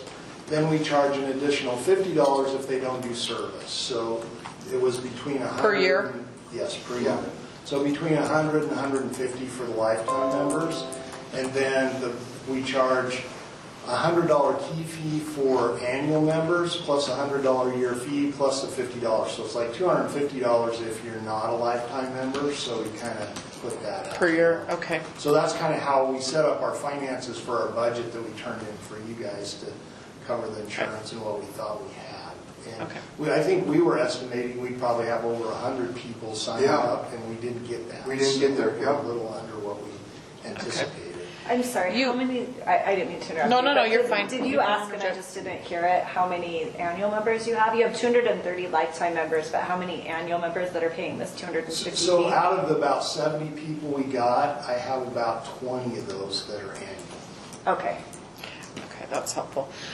When you repair the road, is that part of the volunteer work, or do you assume costs with that, equipment rental? So in our budget, we assume that we spend about $3,000 a year doing road repairs was what we assumed for our budget. So like when we did it this time, we rented a tractor to get up there, and we paid for fuel, that kind of stuff to get the road repair, but we had people cleaning stuff up. It's pretty hard to do road work with hand shovels. And did our parts crew help out with that a little bit? Not that I'm aware of. We didn't ask for any assistance. they're supposed to come and give us service days. We had 2 service days this year, and we accomplished a lot. Ryan's been assigned to kind of control those service days. He's done an excellent job of lining up work to be done, people to help us with equipment, let us get snow. And that's what we're a little concerned about, is because these temporary fixes we've done on the road aren't really holding. The rain's been washing them right out. And so we're going to try to do, in our plans going forward, if we want to do this spring, I think, a serious road repair with some real serious gear up there and some stuff that won't wash out of there. Fix our culverts, a bunch of things. So it's going to be But that list is based on us being able to get some additional, different funding. Right. From the Pittman-Robertson Act, so we're applying for that to see if we can get some money from there. But that's, cross our fingers. I mean, I think where it's difficult, $250 to get up to the range, you know, when you compete for that amount with what it costs to go to other ranges, we're exceeding what other places are at this point. So that makes it hard for us to change those kind of numbers. What, how are the keys kept within amongst the members? How do you make sure that they're not sharing them with their friend or neighbor? We have no, I mean, we give keys out and they're numbered, so we know who has the keys, and we tell them not to share them. So if someone gets up there and they shared it, if we don't hear that happened, there's no way for us to know that. Okay. So I don't Can they know. copy the keys? I mean, are they? All that's possible. Do not duplicate, right? Doesn't mean it won't duplicate it. Right, right. I mean, all that stuff is there. Probably the biggest thing that we've implemented that we plan on doing is changing the keys every year. Right. And so that helps, you know, at least if someone had a copy, it's not going to be good for a long time. And I'm not sure. I think the chief had mentioned maybe there have been some people up there, but it's a little bit hard because I know they have, you know, the police have a problem going up to people and saying, show me your identification, Right, show me your stuff. Yeah. And we're not always there, so it's, they don't have a great way to maintain that perfectly. Okay. Those are my questions. If anyone has other questions, I am really concerned about the liability to the city by not having the appropriate insurance. So my reasoning in asking some of the questions about repairing the road and your funding is, you know, are there some other things that maybe we could investigate looking at? I mean, could we, just brainstorming here, not saying this is an option, but, you know, could the city help with some of the road repairs? Are there some other things we can do to help offset? But the insurance thing, I don't know how comfortable I am reducing that, because it puts other residents in that they end up being on the hook if there's a problem. That kind of money, here again, I'm not saying I am willing or not willing. I'm just brainstorming out loud. Yeah. But I'm with you. Could, you know, we have the equipment. Could we help out and save some money that way? Or would it even be worth us, I mean, our officers are using it. Other officers use it throughout the state, I think, don't they? And we have officers from other. Would it be worth us to help pay a little bit of the liability insurance in order to? We can't pay the insurance. We can't pay the insurance. But about the road, I will share that in the past, Paul Child actually has been the one. That's another area that wasn't, in my mind, again, I'm not trying to disparage, but wasn't being maintained according to the lease. So Paul Child, with his background in excavation, was actually dealing with the road once or twice a year, borrowing some equipment, whether it was from the county. Again, we don't necessarily have the equipment. We had to borrow county equipment. Paul had access to the equipment. Right. So that's how we've been maintaining the road over the years. So it's great to see that Centerville Smarms wants to take on that role. But again, I'm not necessarily opposed. That's a Mike question. I don't necessarily want to speak for Mike. I didn't want to look at Mike when I said that. I know. I'd like to ask a couple of questions. Maybe we could help. No, go ahead, but I know Councilman Summers is waiting patiently, also Councilman Plummer, so. Sorry, just one quick question. If we have other organizations, other police agencies that are using this range, are we charging, do you guys charge them to use it? We have no control over that. Can we That's all charge your them? officers. I mean, if other organizations from other surrounding areas, I'm not saying that we're trying to gouge them, but I mean, if they're going to be using our facilities, it seems like it makes sense for them to have to pitch in something. Right, well, I'm personally not a fan of that because of this mutual aid that we have amongst the different agencies. Like, so we're involved in the different SWAT. almost like an teams. interlocal. Okay. Like, Fine, if we tag them. it's in our on best the interest to have contract, these something officers else. well trained I'm on these with you. ranges. Because, and they have things that we use as well too. Even if they didn't, it's in our We best use Vanderpool's interest. ranges Yeah, all okay, the fine. time. Like, Okay, I'm with you. And we are huge supporters of them using, of course, using it and any other group using it. I think we figured our calendar issues out. we figured that. Historically, there have been some butting of heads and difficulty in scheduling, but that's all changed. Yeah, now. we got all We've had fixed. nothing but good. Councilman Summers, Brian had a couple questions. Councilman Plummer. Guys, let me just say I'm a strong supporter of the Second Amendment. So I appreciate what you guys do up there because I live just down to the west of it, and I love to hear the gun range going on Sunday morning. It's just That's a police officer. Yeah. There you go. Outside hours. If it's Sunday and it's someone shooting up there, it's one of us. Wonderful. Or it's Anyway, somebody that snuck on the range that's not supposed to be up So- there, right? Sundays is Centerville Police. that goes to my question is, and it sounded to me like after Councilmember Hurst's questions that you do not have a processes and procedures guidelines put together. Do you have something that would go towards people that misuse keys, people that may not be paying their dues on time? Is there something in place that is written down that you guys can refer to that has those? Yeah, so if, in our rules, if you lend your key out, that's grounds for being kicked out. Kicked out of the rank, yeah, membership. So that's in our rules from that standpoint. I mean, the real difficulty in that is how do we find out if that happens, how do we really find out that it's happened?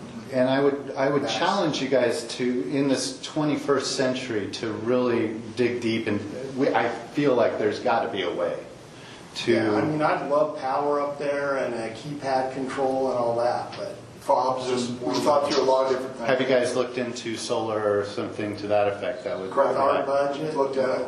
Yeah. No, okay. Not really. Okay, so have you guys provided a waiver, the waiver that you all use to our city to review that? Because I don't see it here. I would have really liked to seen the waiver. Yeah, it's on our that you- website, but we It is on your haven't website. asked to Okay. provide it to you, so the application has a waiver on the application. And again, it goes back to your processes and procedures.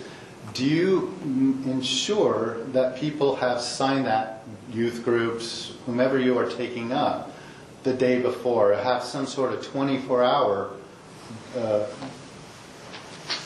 time frame that you have to sign it before? You can't get up there and not have it signed. That's a big factor for me, because I do want to make sure that you all can continue up there, but I also feel very strongly about indemnifying the city. And how that all works out, I'm not quite sure just yet, but I would, if the waiver is a big part of what you all are holding up, is saying this is going to protect you and us, how do you do that? How is your administration of that waiver, and who holds the waivers, and where did the waivers go? Members sign the waiver. If we take guests up there, we don't ask them to sign a waiver at this time. So if we take, like the 4 people I took that were Japanese residents up there, I think we probably feel a little bit uncomfortable saying, please sign this waiver before we take you out there. I would not feel uncomfortable at all having somebody sign a waiver. I understand, but we've never really, to date, it's always been members sign the waiver, they're liable. They take their guests up there, they're liable based on who they take up there. Okay. So I But think really, that's a good- everyone's liable that's, I mean, the problem is everyone's liable that has any association with, whether you're a member, whether it's the Small Arms Association, or whether it's the city. So I respectfully am concerned about that. Okay.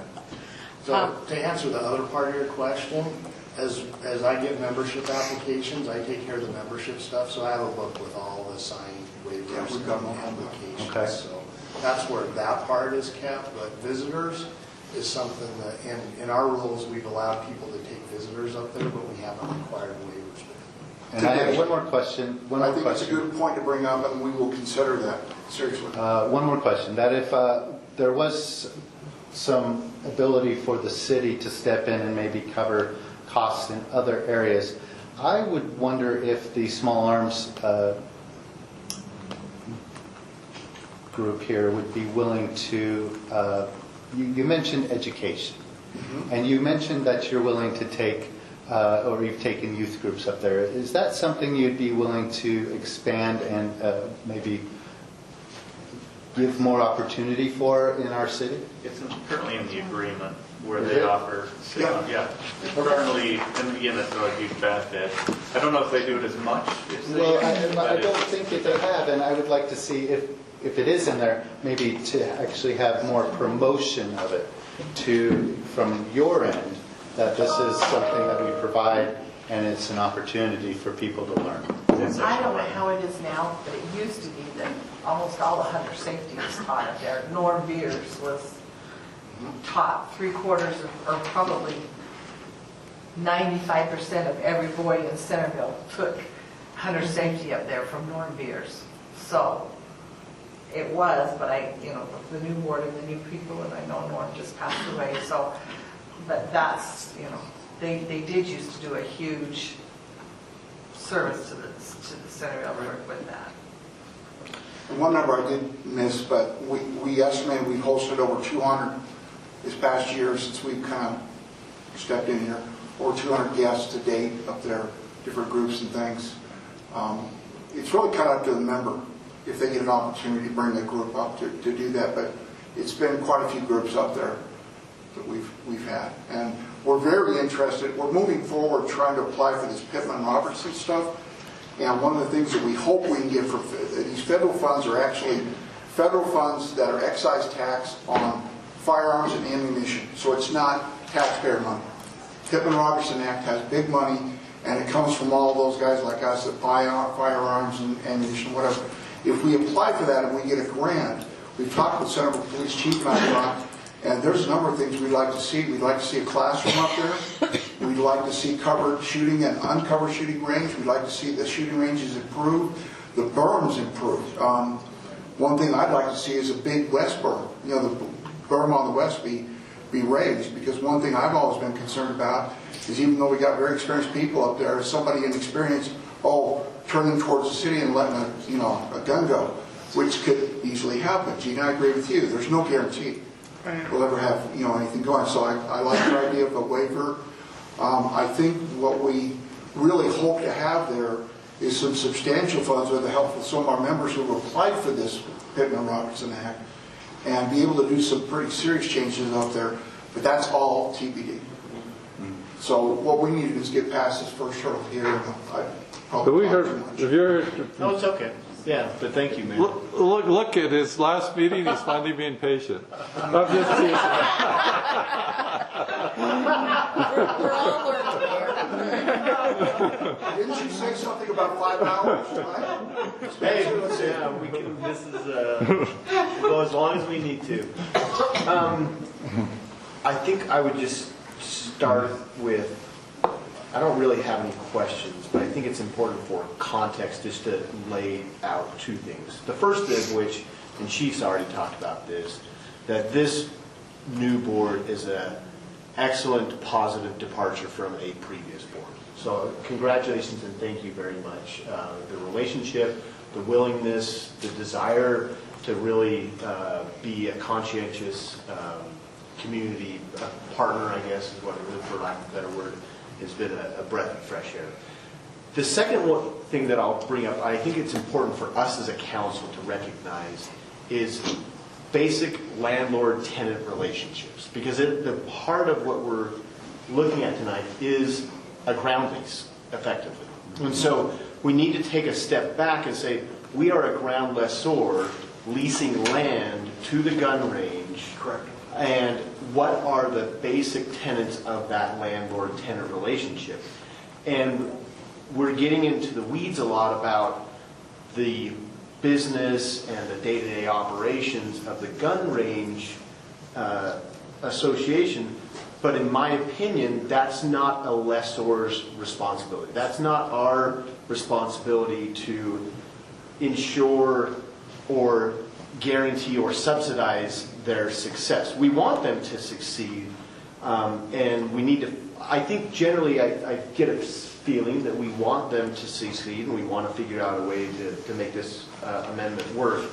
But I really feel that our responsibility as council members and our fiduciary responsibility is to protect the interests of the city, the land itself, and that relates to the remediation at its core and risk indemnification. So that's why Brant, from his position, I feel like, hey, council, you can make this whatever decision you want, but if you don't get your max limit that matches up with what Irma's recommendation is, you're exposing our residents in a potential lawsuit. Regardless, and I think Shaylin made a great point about waivers. I think we've all signed waivers like, look, yeah, I know that I'm going to go skydiving and I have extreme risk here, or I know that I'm going to go skiing or scuba diving or whatever, all these things I've done in the last few months. I've signed waivers for every one of them, knowing that there are instances in litigation all the time where there's workarounds and that just doesn't pan out. And so I have a hard time trying to figure out or resolve the gun association's business proposition. I know you're not a not-for-profit, and I know you've got this dilemma of lifetime memberships. Mayor said I was on the South Davis Rec Center board, and I've heard over and over when that recreation district was formed, people were saying there will never be a tax increase. I'm thinking, who would have ever promised that? That's like wild to me that you would have an inflation adjustment or wouldn't even consider an inflation adjustment.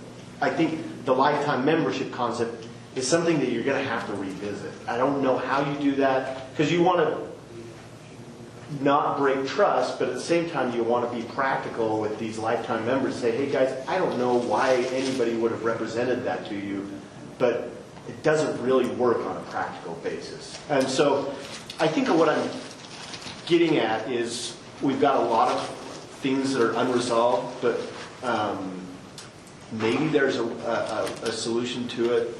I think we probably, at least my part, would be to defer some things back to staff and the association, give them some guidance, and maybe do an amendment for 30 or 60 days. Let's not protract it out too long and get some things resolved. That would be my suggestion at this point. But maybe if I'm calculating some fees, maybe that fee for your gun range has got to increase for a couple $100 or $250 across 70 people. That would get you that $8,000. It would get you the $4,000 in remediation. It would get you, some road maintenance funds. And sounds like staff's willing to even negotiate on that. I don't think we should be in a position where we're like trying to negotiate it tonight and figure it out. But those are just my general thoughts. Can I add a few thoughts just in terms of like next steps? So currently we have an agreement in place, right? It's not this one that is redlined that we've been looking at tonight. We have a current agreement that we've sort of like extended and extended and extended over a period of time. You remove the red line. What is the current liability policy requirement that this organization have in place? $0, right? No. What do they? 1 and 3. 1 and 3. 1 and 3 is the baseline right now that they have to have in place, and we've like carried that along. What happens if we don't reach an agreement today on this particular agreement? Because it sounds like maybe this is not ready. They wouldn't have It would rights to be able expire to and they land. wouldn't have rights. This is my concern. And so I'm worried that if we don't do something tonight, these guys are not going to be able, I mean, by the time we get And that's why I'm suggesting do a City 30 council or meeting. 60-day extension amendment. Right. And That- advise Because staff. I think you still want them under contract, or Right. you lose the 1 and 3 right now. Right, Correct. so- I've been saying amend it, Yeah. so So you're in that So contract. you're saying adopt this new contract, but maybe. No, just. No. Just keep it going. I think it is on your agenda and it meets the Open Meetings Act, because what's on your agenda right now is to amend the lease. You can still amend the lease to just extend the expiration date from December 31st, 2025 to however, if you want to give it 60 days or 30, whatever, but I would say 60. January's a busy time, but and then I would also direct staff to prepare that and authorize the mayor to sign it prior to December 31st. Because we don't want to go, while sometimes with some contracts we go month to month, a contract like this, no, because the insurance might be invalidated if we're not even under contract. Is the primary concern that we have now with the redlined agreement the insurance amount? I mean, I'm not hearing. And remediation, because And like remediation. Alan, Yeah, like Chief yeah. said, you have a remediation estimate between 110 and 50,000, and we only have $9,000 in the bank. And again, that gets back to that basic tenet of landlord-tenant relationships. They're using the land, and if there's lead contamination on it, it's on the tenant to remediate that. And I think there's this mechanism that's drafted that could resolve that long term, where we have some participation from both sides. But I'm supportive of what you're saying about the tenant and the leasing and all of that stuff, but I think we need to remember in this case that our police officers do get a benefit. So I guess I'm willing to say, could we have a discussion about obviously the remediation fund, but are there some other things that would be fair to both parties so they could have the appropriate amount of insurance? And to your point about the lifetime membership, I agree. I'm not sure that's sustainable. And you really, when you talk about the 250 maybe isn't competitive with other gun ranges, well, a lifetime member is not paying that. So that's. Yeah, why don't you explain the. We pretty much, that's pretty much what we shut down by saying you have to have a key, a current key, to be able to go up there. So we're saying lifetime membership, you have a membership, we're not giving you access to the range unless you're paying a key fee. So we've essentially already shut that down. And now we're moving forward, like we're trying to bring in new members, and then our existing members, like I say, have to pay that $100 a year, and then either do service or pay us some more money. So we pretty much. How many hours of service for the, did you say $50? Well, yeah, it's $50 if you don't want to go up there for the day, but we usually have a work day that goes about 6 to 8 hours. We're up there doing stuff. I mean, I guess I'd be okay with seeing you charge a little more if they don't show up for the service, because 6 to 8 hours for $50, $50 is a good deal. I know. I often actually pay $50, but still go up there and hang out with the guys. Yeah. It's great fun. But honestly, let me just tell you, this is a non-profit group, and you got to understand, every time we ask for more money, even the $100 key fee, we had some pretty significant kickback. And then even asking for $50 for the workday, we've had some kickback, but we've held strong to this, even with a lot of other comments, excuses, and grief. To date, we're essentially, in a way, like I said, killing the lifetime membership with what they have to do. Brad's killing. Yes, actually. I see Brad being so tough. Metaphorically on the record. Yeah. So we understand that, and that's our whole direction with this new group. And like I said, we're only selling now annual memberships, and oh boy, but that's what we're trying to balance. Can I make a suggestion? So if the only two provisions in this contract that we are not really solid on are the insurance liability and the remediation amount, and we want to make sure that these We're guys okay are... on the remediation, we just are worried about the insurance. Okay, so my suggestion would be, rather than continue to do a 30 or 60-day amendment of our existing contract that omits a lot of great stuff that we've included in here that the parties all agree to, why don't we simply change the amount in the insurance piece right now, which is currently set at 2 and 4. We just change that back down to 1 and 3, so it's consistent with what we already have in place. We leave that in place, and it will go up to 2 and 5 July 1 of 2026. That gives them 6 months to figure out if we can make it work, and they're okay with the $4,000 remediation. I would change the language in there to say beginning in 2026, because right now I think that it says if they sign it this year, they would have to pay it by December 31 of 2025, that $4,000. I don't think that's the intent. So beginning in 2026, they would have to pay it, and then we have an existing agreement. If they want to come back and, we want to do something different, otherwise, starting July 1 of 2026, it goes up to 2 and 5, which is what our city wants. I would argue that it still needs to go to 1 and 4. 1 and It's 3.6 million or so for the aggregate. Okay. The current cap is $3,663,000 or something, so you're $660,000. I see, you're right. And I see where you're going. I like what you're proposing. I guess I'm just, rather than placeholder it again, we've done all this work. Let's just do it and then give them that 6 months. It gives them the 6 months to be able to figure it out. And if you guys come back and go, holy crap, this is just not going to work, we have 6 months to figure that out. But they need to bring their current fees. I think it was intended that they pay, at the end of the year. Oh, was it this year? Right, we didn't bring that current, we owe for last year and this year. You're like, Sheila, please don't knock us money. Okay, if that's the way it was intended, I was trying to help them out, Lisa, by... No, and so that's a good point, because we are asking for more insurance, and so, again, I agree with Brent. That's where I would say, yes, you could dial that back a year as long as they bring their current fees. So I was going to say, I agree with a lot of what Spencer said. I understand the ground and we're leasing the ground, except I was thinking like Gina, we're not just leasing it. I'm going to lease you my house, but I'm going to stay there on the weekends. It's kind of what we're doing. So that gives us some more skin in the game. I think for us to sit here and say, well, it's stupid to have lifetime memberships. I don't think legally they can get out of the lifetime memberships. They were sold 20, 30 years ago, and there's a contract, and I think for us to sit here and say, well, you got to get rid of those. Now, they could go back to their guys and say, we're not going to be able to keep this open. But if we don't make it work, we have the remediation, and it could be between 50 and 100,000. They don't have it. If it's closed down, that has to be done. Our officers have nowhere to go, and the city's going to end up having to clean it up because they're going to take out bankruptcy, and we're going to be stuck holding the bag. So I think there's a lot of incentive for us to make this work. I think what Brant and them have came up with as far as working and getting that fund up is amazing, because I've been concerned about that for a long time, because I've been told it would be close to $100,000.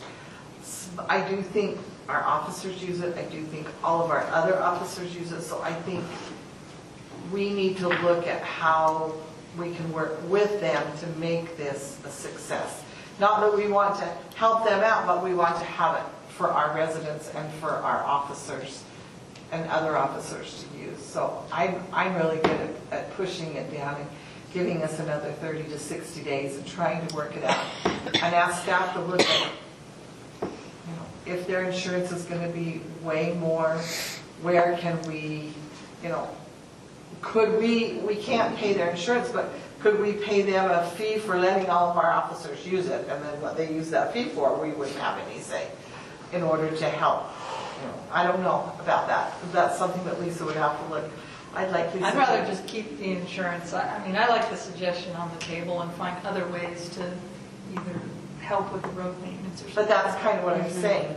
We keep the insurance, but we could find a way to put some more money into that to keep it viable. We really want to keep it viable for 5 years because we need that remediation money to clean it up. I'm telling you, they don't have it, so we wouldn't be really good to put them out of business right now. Brent, can I clarify something that you just said? Maybe it was Lisa that attributed a comment to you, or maybe it was you. I can't remember which now. Sorry, it's getting late in the day, and I've only had one tiny thing of caffeine. So would you be okay with taking the existing agreement that's on the table, changing for the first 6 months $1 million and $4 million in the aggregate, and then changing the remediation fund to only require that they contribute the $800 that they would currently contribute this year, and then kick that back up. And they owe one from last year, okay. And then going forward, starting in 2026, they would need to hit the $4,000 remediation at the end of the year. Yes, and the city would match that. And then the city That's would what it match says that. right now. Well, I mean, other than. Well, what the proposal is an escalating one, and that is in 2026, December 2026, they would contribute 1,000. Okay. 27 would be 2,000. Okay. 28 would be 3, and then 4 and 5, which equates to 15,000 over 5 years. And if we match, that's 30,000 between the two parties. There's 10,000 in there now. We'll match the 10,000. We'll be at 50,000 by end of year 5, which again puts us much closer to the number to remediate. Are we sure that's what the agreement says? That's This is something that Chief Ackerson and Val kind of negotiated over the last couple of years. Oh, I'm like, that is not what this language says. Yeah, this was over the weekend, figuring out how we can, we can't do 4,000 where it happened, over the weekend. But, so the escalating scale and remediation fund, we are fine. Our scary part that we just don't know is all of a sudden going from 1 to 3 to 2 to 5, and the additional costs have already been kind of steep. So, like I said, we'll get there. If that's required come July, we got to get there. We'll get there, but we want everyone on council to understand who we are, what we are, and what we're trying to do, and how that's going to be tough for us to get there. So, if I can speak candidly, ultimately, the scary part, as Councilor Minka mentioned, that I anticipate fully that we'll be on the hook for the remediation, or whatever that difference is. I understand that because we want to try and participate as much as we can as a partner. But if the city has to come up with 100,000, then we'll come up with 100,000. If the agreement was to end and it's no longer used as a gun range, that's not the big concern to me. We would figure that out. Officers still may use it even after Centerville Small Arms doesn't use it, so it wouldn't need to be remediated right away. I'm not overly concerned. If we want to say that keep the cost at $1,000 a year for 5 years, so we can get our indemnification, I'm fine with that. That's right. I'm trying to shift money from. I would rather lose right. $1,000 on the line versus potentially millions of dollars, or hundreds of thousands, or tens of thousands. I'd rather put that 100,000, saying that may happen, versus. Let me share a personal experience with you for a moment, and why this impacts me.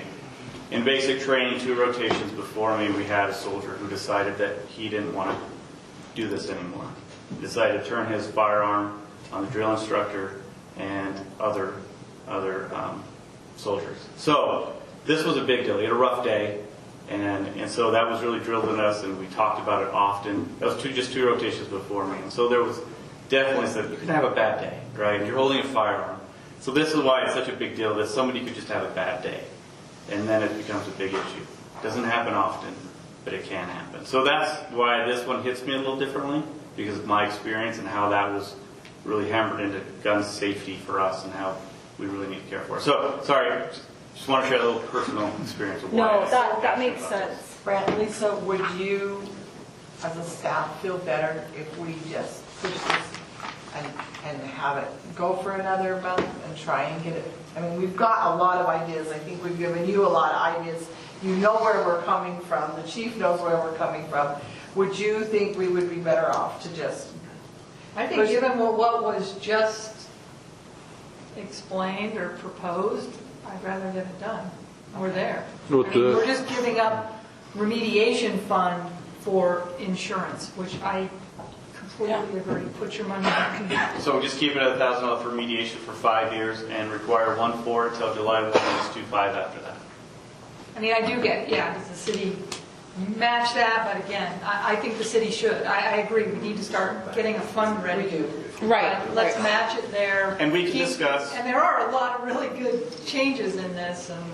And I'll have a conversation with Mike and discuss where we can provide some opportunities there. Again, we don't necessarily have the equipment. But neither does Centerville Small Arms Association to do the equipment. It's tough. But we definitely have some very knowledgeable employees that could maybe find a way. So even if you approve this agreement, I would still work with staff to see if we can't find a way to offer some more assistance. And maybe we get Paul Child up here a couple times a year to grade the road. And he's up here anyway. See, so that would be eliminating the escalating clause, though, and Yes. just saying $1,000 starting December of 2026, and all they have to do by the end of this year is pay this Catch up. year's assessment of $800 and last year's. From last year's assessment. Do you want me to try to make a motion? I think I can do the motion if you guys are ready. I don't want to cut it off. No, I don't. All right. No, I I guess think if, we're if y'all don't like it, if nobody can Yeah. second it. Okay. I am going to make a motion that we approve the amended and restated gun range lease agreement that is being proposed with the following changes. In clause 5, we are going to change the current amounts of $2 million for one person in an occurrence and $4 million in the aggregate for 2 or more persons to be $1 million per person and $4 million in the aggregate. We're going to correct the references to July 1 of 2025 and make those July 1 of 2026. In paragraph 17, no, I'm sorry, not 17, 18, we are going to change the requirement that the remediation fund, that the association contribute a minimum of $4,000 annually to the city. We're going to reduce that to $1,000. And we are going to make it so that for the year 2025, the association is going to contribute the $800 that it owes for 2025 and the $800 that it owed for 2024. And going forward, starting in 2026, they'll be obligated to contribute $1,000. But then we'll leave all the other language the same. Did you get all those? And I'll direct staff to make appropriate changes to the agreement to reflect those changes. And I would move that we authorize the mayor to sign on or before December 31st. Is there a council member that Just quick. understands that Yeah. motion Second. and needs to ask a Second question? to last paragraph in Second. 5, so you took care of the 2 to 4 and you went to 1 to Yes, 4. 1 to 4. But there's also I have another that. reference. Okay, Those so, are, yeah, those okay, are both of those should change. Correct. 'Cause so- 2006 and 5. Yeah. Yes. Can we also, I mean, maybe we don't need to direct staff to do this, I think they clearly understand, but also look at some other options to help with maybe shifting of some funds so that they can have a little more available to pay for the insurance. And maybe we do a work session on this and sort of brainstorm a little. Yeah. Because now this buys them time, right? This is going to Yeah. buy them time. Okay, do we have a second to that motion, though? I'll second it. Further discussion? Oh, for the record, though, I just stole that Yeah, motion you from did. Spencer. I just signed it quietly. I'll let you do your work. All right, well, sorry, Spencer. That's okay. I can rescind my second. Second it. Are you kidding? We'll let you be the first vote then going to my right. Okay. Aye. Aye. Aye. Aye. Aye. Okay, passes unanimously. Never say we don't have fun up here, man. We're good. Or we don't deliberate. We don't rubber stamp anyway. All righty, Thank you. thank you. Thank you, guys. Thank you. I've Thank already you. talked too much already, and I truly appreciate you keeping me out of trouble by correcting the record. Sorry, I couldn't help myself. But I did want to say, as a person that sits through a lot of city council meetings, you are all, staff and council, such a credit to the city. I really feel like you listened to us tonight, and I thought your deliberations were on the point, and even where, you know, I maybe disagreed a little bit on some things, I appreciate your points are well taken, and I'm so grateful you would actually listen to the citizenry and have the high level of discussion and deliberations that you had. You truly are a credit to the city. It was a pleasure to watch you work tonight. It really was. Thank you. Pretty much all the council loves the city and wants to see what we have, but they got to be responsible as well too. So, thank you, Brad. Good to see you. So, all right. Thank you. We ready to move on? Chief, you're still there. Still me. Yeah, that's because we're continuing on. to the next one. Okay, let's go to item number 3. This is the Centerville Municipal Code amendments regarding electric micromobility devices in city parks. Chief, I know we talked about this in a work session before, so. Oh, they're all leaving. They don't want to talk about e-bikes. Come on. Go ahead. Yeah, so we previously had a work session on this where we talked about e-bikes, e-scooters, e-things in city parks. We also talked about outside on public roads, but really what we can accomplish right now has to do with city parks, right? The area that we have jurisdiction over to really manage. And so he asked us to bring you back an amended ordinance that would include electric micromobility devices. For the record, I don't like the term, but I've been unable to find something that is Micro makes it feel like it's this big, not human size. Okay, so we've gone through in these two different sections within our current ordinance. We've included a definition of electric micromobility device, and then we've inserted it into the current ordinance where it bans or restricts use of motor vehicles in the park. So it does motor vehicles and micromobility devices. And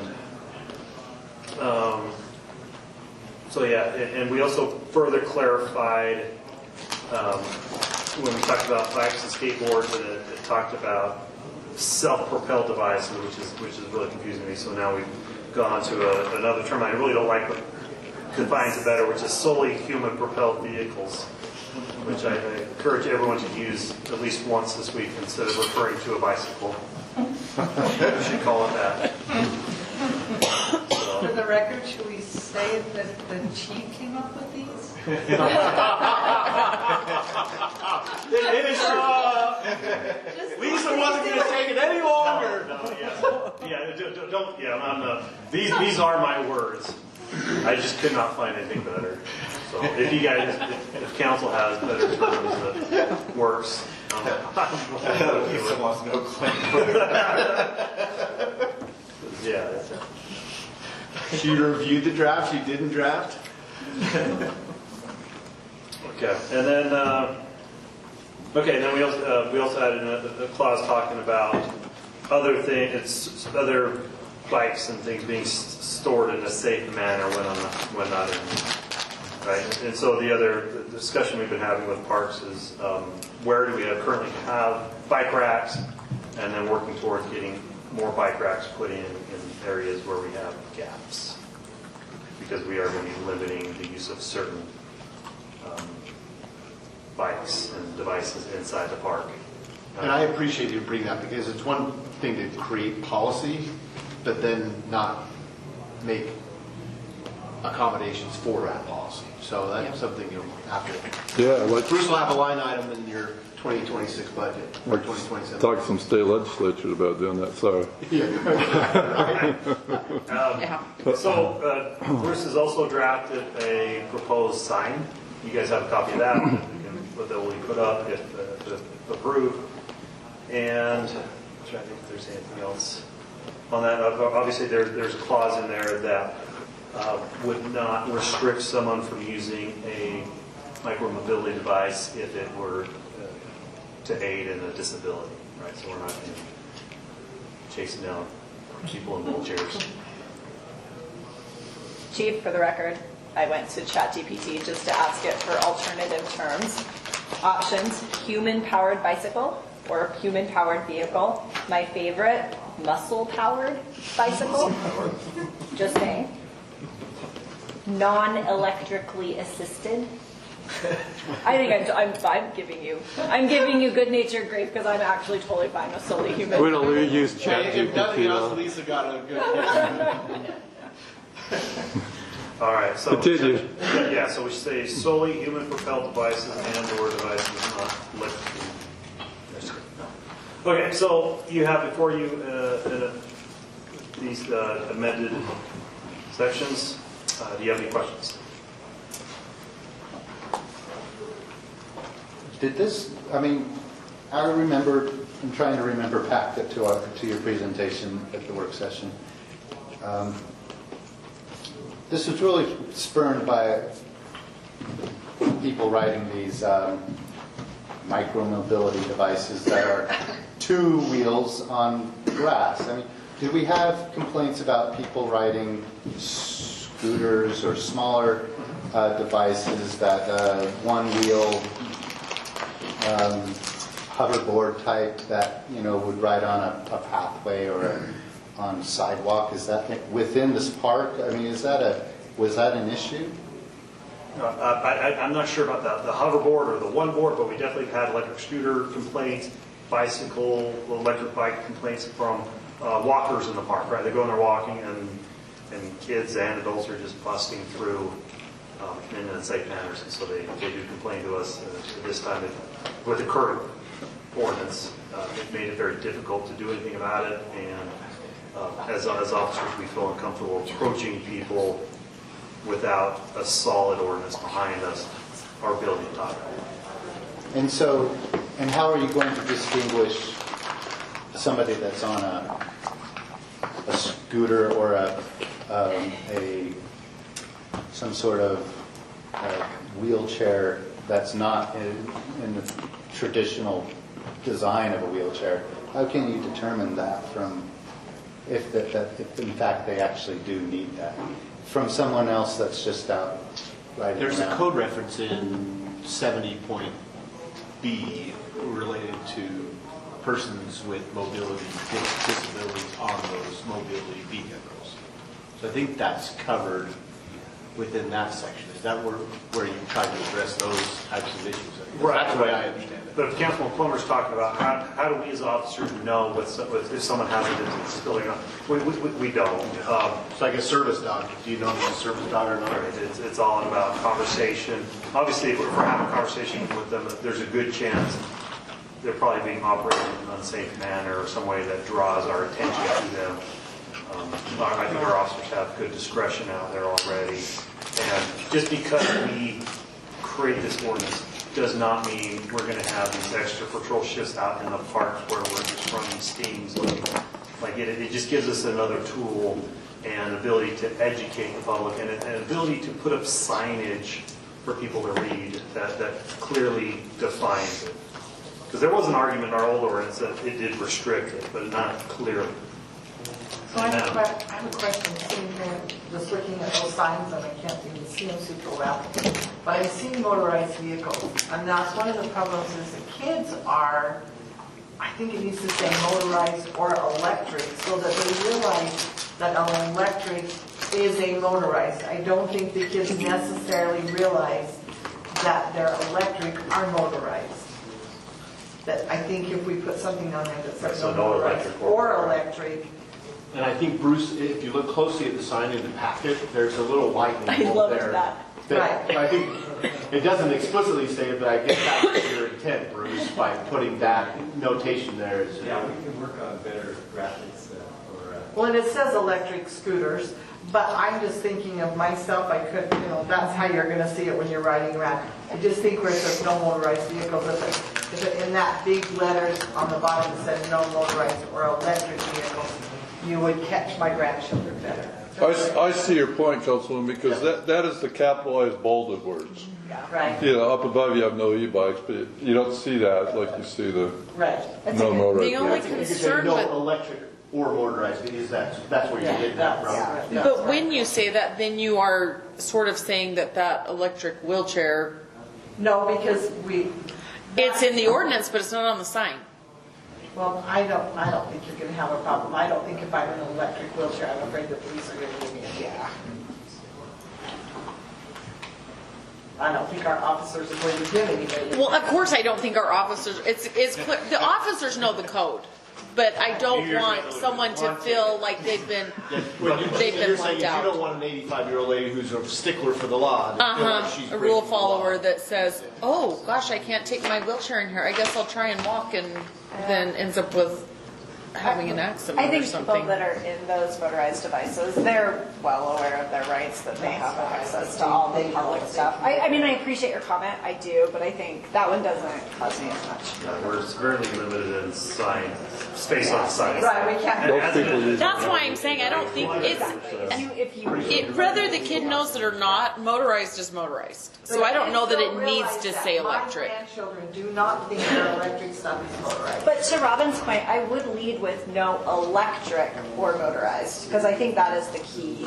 I would think most public knows they can't drive their motorized vehicles down into the park, but very few people know they can't drive them. I would even be okay for sign spacage to just say no electric vehicles and assume that people would too. That also means no motorized. I mean, I'll defer to you guys. I'm not trying to back Well, snowmobiles are not electric. That's why I'm like, I'm trying to manage all of the things on the I sign. just think if we could just, if we have to make the sign 3 inches bigger, we do, but it just says no more. I mean, I'm not going to argue over it, but to me, I know, and I'm telling you, those electric vehicles, I have a gal that comes on a scooter. She might as well be driving a car coming around that corner when I'm crossing Garden. I mean, I'm jumping out of the way. If you don't think I can jump, just come walk. I like the way that it's drafted. I think you guys have done a really good job with the language in the ordinance. I wonder if we can cut some section out of the middle there where it kind of defines or lists all the different, and get more clear on the big bold language, like no electrified or motorized bicycles or vehicles.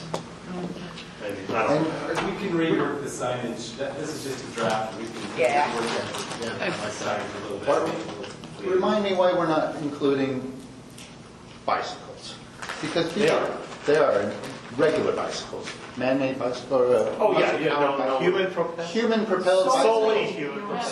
Solely human. Here it is I feel like we're picking on these e-bikes and people that ride responsibly shouldn't be punished for the people that aren't. And people do ride scooters and electric vehicles a little crazy sometimes, but they also ride their muscle-powered bicycles a little that way as well. So I feel like we're really singling out the responsible users and saying you can't do this here because of probably a minority of people.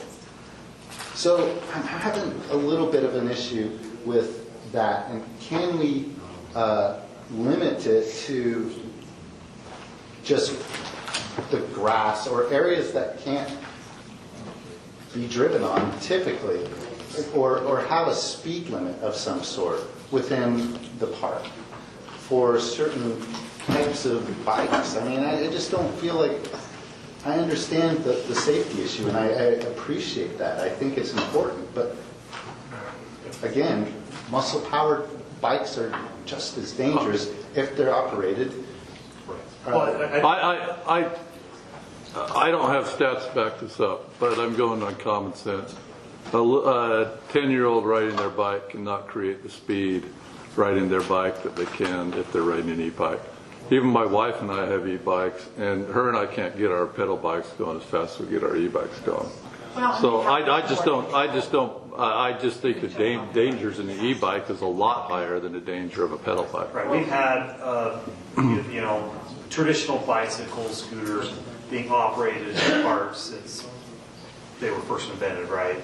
And we've never really had a desire or need to further restrict them from the parks, right? We've been able to, pedestrians and cyclists, they've been able to coexist in the parks until the advent of e-bikes. And now we have this safety issue that's been brought up because they do go faster. If you solely human power it, right, but then you throw in a bunch of electricity, you're going to go faster every time. And if we try to restrict them from off the grass, like they're allowed to ride on the sidewalk, not the grass. The grass is actually a safer place for the e-bikes to be. I mean, it's not good for. Sorry, it's not good. It's not good. But as far as like safety with pedestrians, it's not. Yeah, I don't want them on the sidewalks where the pedestrians are walking. Salt Lake City just had this on their agenda. I've seen it on the news. Oh, 2 weeks ago. Yeah, many cities are posting. and not that I care what other cities do, because I want to do what we want to do, for the most part. But you can look at my phone and the texting between mayors. This is going on in every city in Davis County. And our last COM meeting, half our council on mayors meeting was discussing, what are you guys doing? Draper's Park got destroyed. In your park. So it's happening in every city and in our county. I'm up by Freedom Hills Park, and I see kids all the time riding their scooters and bikes straight down the hill, straight across Park Hills Drive, no thought or look at traffic. And I'm not seeing them do that on traditional bikes or scooters. Well, you do have more control on a traditional bike. I mean, like, I can tell you because I'm standing there when they're coming down the sidewalk, and a traditional bike seems like you can go out around me pretty good. The electric bikes seem like I better be able to jump out of the way, or the electric scooters, either one. And we have several that come to the junior high. So yeah, I mean, what we've seen is a shift from kids and adults riding bicycles as a means to get from point A to point B. Right now, they're recreational vehicles in the parks. They just go out there and play for hours and hours until their battery dies, riding around. Then the battery dies, and they go immediately home, right? Because they're not going to pedal around, they're not going to push it around. And so we just this explosion in frequency of seeing these things out there, right? Because kids on traditional bikes, they just don't ride around in the park all day long. Well, so we're seeing a bunch of children out there playing in the park, and now we're going to tell them they can't. That's what we're saying. Correct. If they're on e-bikes and electric bikes, Yeah, and that's bikes that can get going 25 to 40 miles an hour, and they can't control them. But They should. also- I still feel like that isn't. Put them on the regular bike, they can control. Okay, they can, but that's not what's happening. What's happening is people have bought these devices. They've been able to use them in the parks. There is a minority of people that are being reckless, and we're going to punish the entire city for that. I wonder if we could maybe have an age that we could say, if you're over 16, you could ride in the park. Or what is it that we're saying? Is it the kids that are that are really the problem? Because we don't allow children to get really anything until 14, until they can get an ATV license, and then at 6 or 15 they're able to get a learner's permit. 16, so on. So can we do something like that?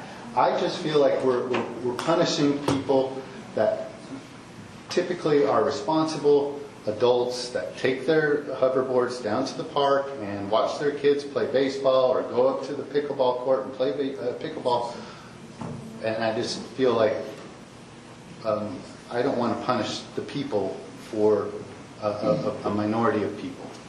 I don't see it as a punishment. To me, it's within our park boundaries. Our parks are not that large. It's within a context of creating a safe environment within our park system. And if an individual really wants to let loose on electric micromobility device, they're going to do it in a more long distance type of setting. So to me, the reason why it's brought forth to us is because it has caused problems, and we're trying to alleviate those problems. And I will say that I think there's more destruction being done by the kids. And the reason I know this is I got a phone call from a neighborhood. Bruce locked the gate to Community Park for one of the neighborhoods. And so they called me, they're like, they locked our gate, our kids can't get into the park. And so I called him, and he says, we've got kids riding on the ball diamonds, and we're having to re-rake out the ball diamonds. So I called him back and I said, look, you've got some kids over there that are doing damage. Let me know when they're there, we'll get it stopped, and we'll unlock your gate. And it was only a couple of days I called the chief at home, and I'm like, they're over there, it's 9:30 at night, they're on the ball diamond. And so they went down, and they were able to catch them. Now I'm of the old school. I told them to take them home and tell them and their parents they had to rake out the ball diamond, and the chief told me you can't do that anymore. And I think that's dumb. I think we should have all been able to go down and rake out the ball diamond, and they would have learned a lesson. I 100% agree the punishment should match the crime. There you go. Not that that's a crime, but they you know are what kind of is. so I do think that these kids are going down there on these little motorized things. I don't- And they're riding on the ball diamonds, and I don't think our police are gonna, I mean, heavens knows, my husband's all over town on his bike, and all the police know who he is, and he has an orange jacket. So I don't think if one of them see him riding through a park on his sidewalk, they're gonna lights and siren take him down. I think they're gonna use this law to stop the kids that are misusing it, because I believe our police have a pretty good discretion on what they're doing. I will say the current ordinance, it's been interpreted that these electric devices are already restricted from the parks. Right? It's the definition of a motorized vehicle. But what we're adding to this is clarity,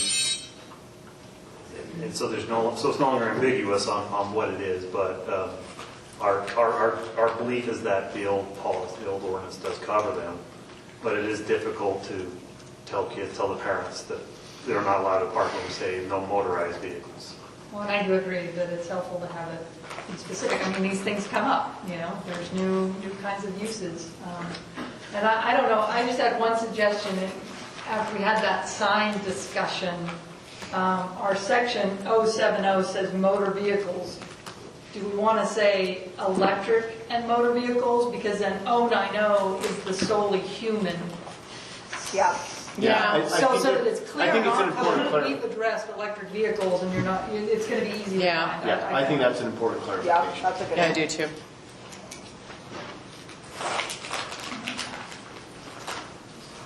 And I do want to thank the chief for doing a lot of the work on this and all the research, because these are defined throughout the code, the state code, and I think he's provided for you in the packet. These things are nuisances in Salt Lake. So we kept on saying Yeah, children. they're a mess. Yeah, we don't have nearly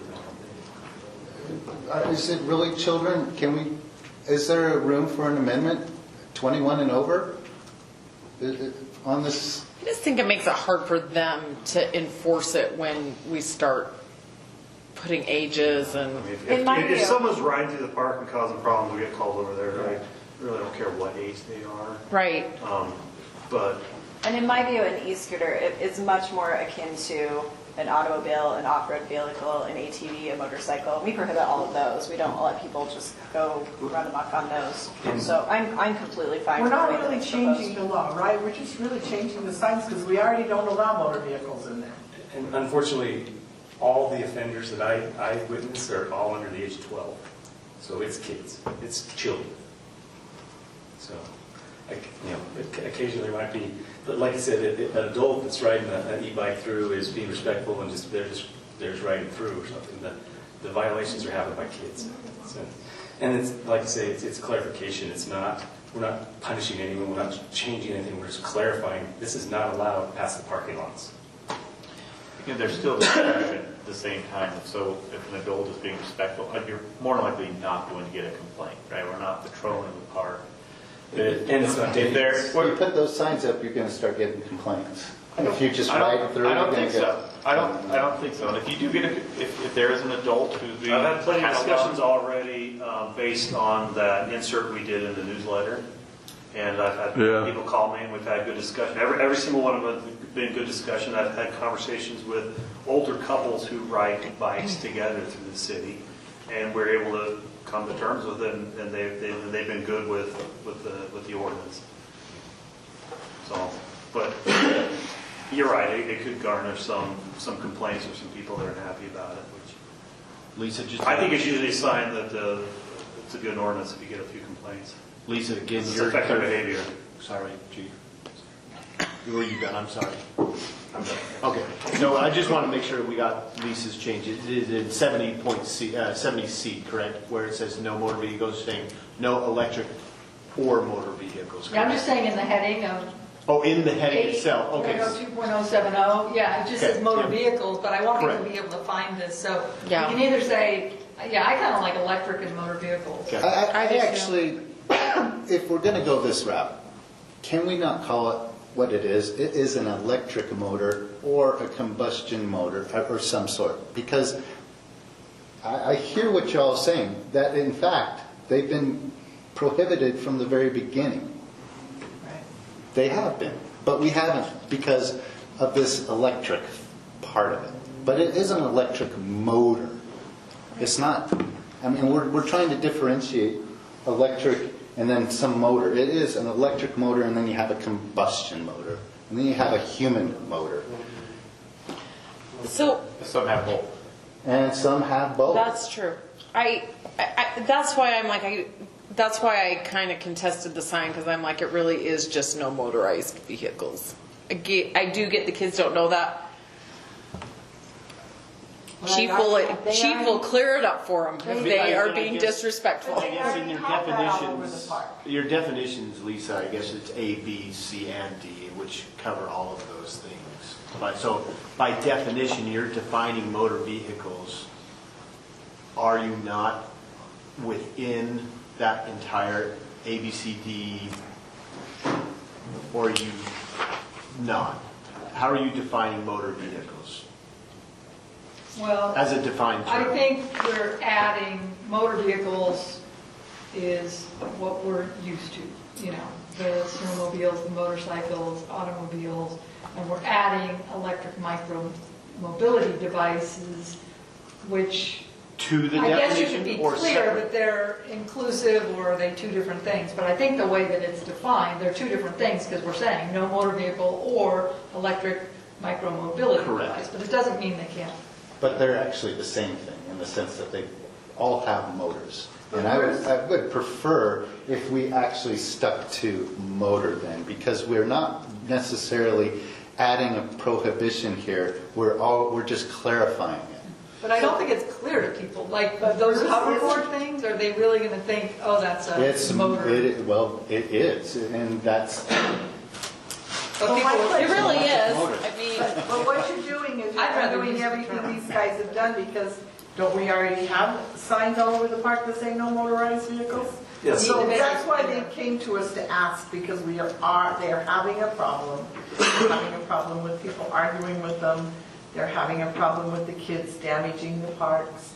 And that's the problem, is we already have that sign at our park. So yeah, one of the issues we have is originally, when we started encountering these, and I was reading the ordinance, and I was reading state law, I was not comfortable having our officers enforce the ordinance based on e-bikes being a motorized vehicle, because we have this definition that's, I don't think, real clear, and then the state has their definition, which muddies it even more when it comes to what a bicycle is.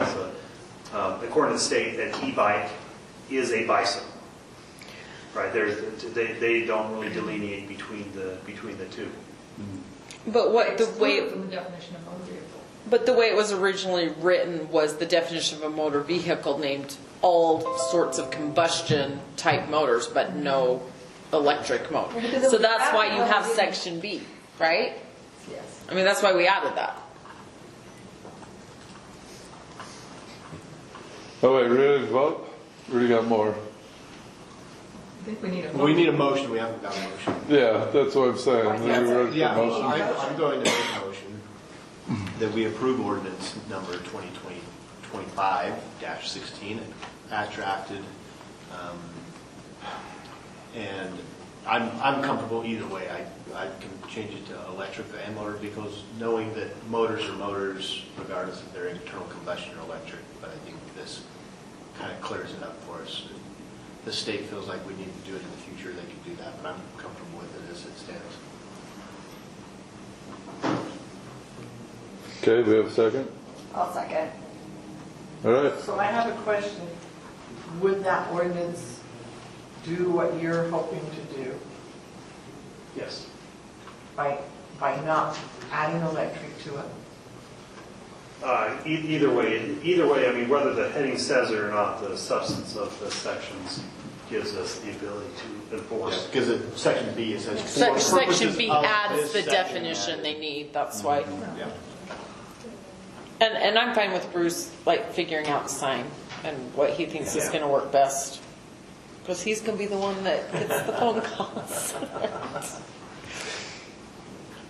That gives you the option of whatever you don't ride, you can put on the sign. But a speed sensor on the sign, if it's like more than 30, it goes off, like blaring sirens. And you know, actually the lawn and the ball fields aren't you know, my concern. My concern would be is if that's not the purpose that those are designed or made. They're made for playing soccer and football and rugby and baseball and softball and kickball. And it's not made to be a dirt bike park. And we do have one, and I would recommend we invest some more money in making it more fun and an attraction for people to go ride your dirt bikes and your e-bikes or whatever you want in these fun places that are built for it. You know, it has jumps, it has hills, it has, you know, things like that, and it's for that purpose. And that's the thing is, you know, I got two kids that were on the tennis court at Island Park with their motorbikes, and I was like, you know, both of them are 11 years old, and I was like, walked into the tennis court gate, and you guys, you know, you shouldn't be in here with your motorized vehicles, and you can't go past the parking lot. And I said, okay. And I asked him, hey, how much do these cost? And he said, oh, mine was about $600, and my buddy's was more like $1,000. And so they're pretty affordable, and I would... Unfortunately, those are actually defined as motorcycles in the state law, and they have to have licenses, which obviously is 11-year-olds. Yeah, and I just think it can't even do that. Wait till after Christmas. There's going to be a lot more of these babies. Okay, let's vote. Councilman Hayman, go. All right. Aye. Aye. I feel like there should be an age limit on it. Then you can vote. So I'm going to vote nay. Aye. Aye. Okay, passes 4-1. We'll have that discussion yet, how we use our another time, tennis ball and our pickleball courts, because that's a pet peeve with me for sure. So. I would like to come back if we have problems with adults. I mean, I'd like to know if people I will call. keep an eye on things, don't worry. That's what I'm afraid of. I'm going to be on the news with these husband and All right. Let's go to item number 4. This is Centerville Utah 250 Community Committee supporting the American 250 Utah Commission. This was brought up by Haley Turner, as we have a resolution here creating the committee to support the 250 committee to support the American 250 Utah Commission. Haley, you have anything more you want to say on it? I know she's reached out to me as far as getting some people on it, so we need to have that discussion, whether it be me and the 4th of July chairs, or we're combining it, or we have 3 separate people. But for these purposes, that's not what this is for, right? Nope, yeah, they just want to seize the resolution so we can be a partner host with that. So we want to celebrate with the nation in Utah, America's 250th anniversary, make that a part of our events and celebrations this year. Everybody, no questions for Haley? Has the state given any direction? Help us get some money maybe? So there is some funding. So once we do pass a resolution and form our committee, then we're eligible for funds to be able to support staffing for it and the events. Did the state provide any guidelines on what they, are they dictating how we celebrate in any way, shape, or form? No, not really, other than like we have to adopt the resolution, we Right. have to form the committee and submit an idea. Okay. When you say that there is state funding available once we pass the resolution, will the state funding fully fund this committee, or is the city going to be expected, do you expect the city to have to contribute any funds to this committee? So, no. I guess my plan from the staff member perspective is to already bundle this with things we're doing, so it won't create an additional cost for us. And I think the funding will really be used to support the committee in any staff time that it requires to kind of monitor that and like making this resolution and things like that. Councilwoman Hayman, we're getting the state to pay for our whole 4th of July celebration. Yes! You will! If you can make that happen, we love you. All right. Let's bring the expectations That is down. excellent. I'm a little worried about I like that. where meters going. Any other questions? Okay, motion? Motion to approve resolution 2025-21. Second. Second. Councilwoman Hurst, going to her right. Aye. Aye. Aye. Aye. Aye. Passes unanimously. Great. Let's go. Thanks, Haley. Let's go on to our interlocal cooperation agreement, transportation project reimbursement on Porter Lane roadway. The one that kept me out of having to tour the county this year because we submitted something. Right? You can pay me and Kevin later. And then Mike was nice and didn't invite me out, but thanks for saving my time. But it would have been great to be there with you too. So tell us about it. Well, the biggest thing to understand is we did have a grant with WFRC, a TAP grant, which is a 50-50 match. So we had it going from the frontage road all the way up on 4th South up to Main Street. So what this includes was we'd be able to have extend the road over, put curb and gutter, and then a 10-foot asphalt patch. So, like I say, in the beginning, our match was 50-50. So the total project that we're looking at is about 1.4 million. So we would have been on tap for half of that. Kevin come up with the idea that we ought to maybe try for 3rd quarter taxes, which we did. Me and Gina and Kevin were over there. And so what that does is reduces our costs down to only 20%. So the county pays 80%, we pay 20%. So there again, the project's still about 1.4. Our cost is about $274,500. So kind of the deal. It's a good deal. We can just get the ditch in, get the county to get the ditch in, and we can get the roadway in there. It was, I think it went over really well. I think Gina really helped out, and Kevin with talking about the trails, being able to come over the freeway, go across the frontage road and come out that way was a pretty big deal. But anyway. Great job. Really great job. Just a quick question on the roadway extension, curb gutter, and then the pathway. Will the existing trees that are planted, that were previously planted by either by the county or residents, I guess, that are not on their property, will those stay? Like, do we know what the scope line would be, Kevin? Yes, so the plan right now is to put the trail, the 10-foot asphalt path, right up against the back of the curb and gutter so that we can avoid the power lines and some of those trees. So by avoiding power lines, you automatically avoid the trees? Yes. Okay. Awesome.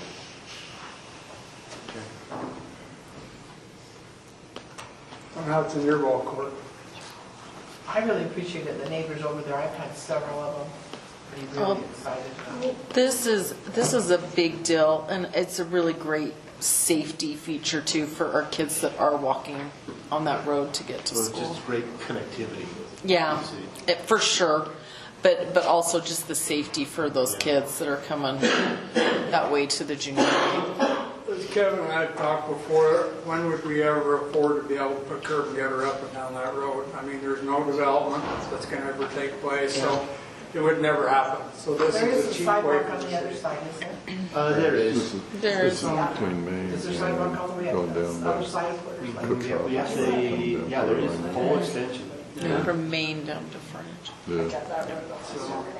It's a good deal for the city. Oh, yeah, it's right there. All right, further questions? Then we need a motion. Motion to approve resolution 2025-22. Second. Do I want to read off the whole thing, or is that fine to read the resolution? I think you're fine on that, unless Lisa tells us differently, since it's a resolution. Second from Okay, we got a second from Councilman. Hey, Councilman Plummer, you're first to vote, going to your right. Aye. Aye. Aye. Aye. Aye. Thank you. All right, let's talk summary action. Porter Lane State Subdivision Culinary Water Line. You got who submitted bids? the one we accepted. Do you have any questions? We have Kevin and Mike sitting right there. Or are you good with it?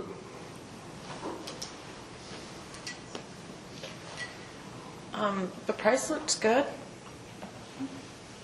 Okay, so we want to make a motion? Sure. I'll make a motion that we approve, hang on, I'm pulling it up, that we approve the bid award for Porter Lane Estate Subdivision Culinary Water Line to P&L Construction in the amount of $78,996.50. Second. There we go. There we go. Oh, I didn't let you do it. Sorry. I was avoiding eye contact. I was looking down at my computer. I thought you'd catch what I was saying, Gene. And so, I did not. No, but I'll let Councilman Summers make the motion. Sorry about that. We have a motion and a second. Councilwoman Meekum. Aye. Aye. Aye. Aye. Okay, that passes unanimously. All right, we got minutes. We got November 18 canvas. We got November 18 City Council. We have December 2nd City Council. That was just the short one on the rec district. Any changes to those minutes from what you see? If not, look for a motion for approval. So moved. Second. All in favor, aye? Aye. Opposed? Passed unanimously. Okay, I'm working on some appointments, helping out Councilwoman Hurst. I got to help the rest of you too. We got 2 for Parks and Rec. I sent you their resumes. So we got Clint Warnick and Tyson Creamer. Do we have a motion to approve Clint and Tyson to the Parks and Recreation Committee? So moved, and great. I mean, their qualifications look fantastic. So I think it'll be a great add to the committee. Clint's a new neighbor of mine. He's awesome. Yeah, he's good looking. And I've known Tyson for years, so they're both going to be great.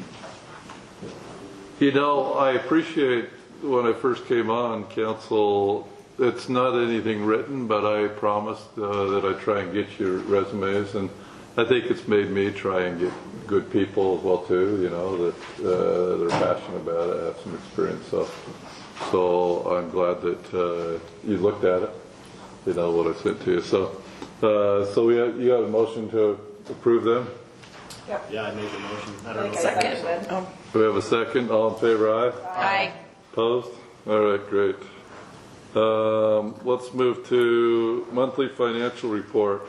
Now Nate, you have 2 in here, don't you? Correct.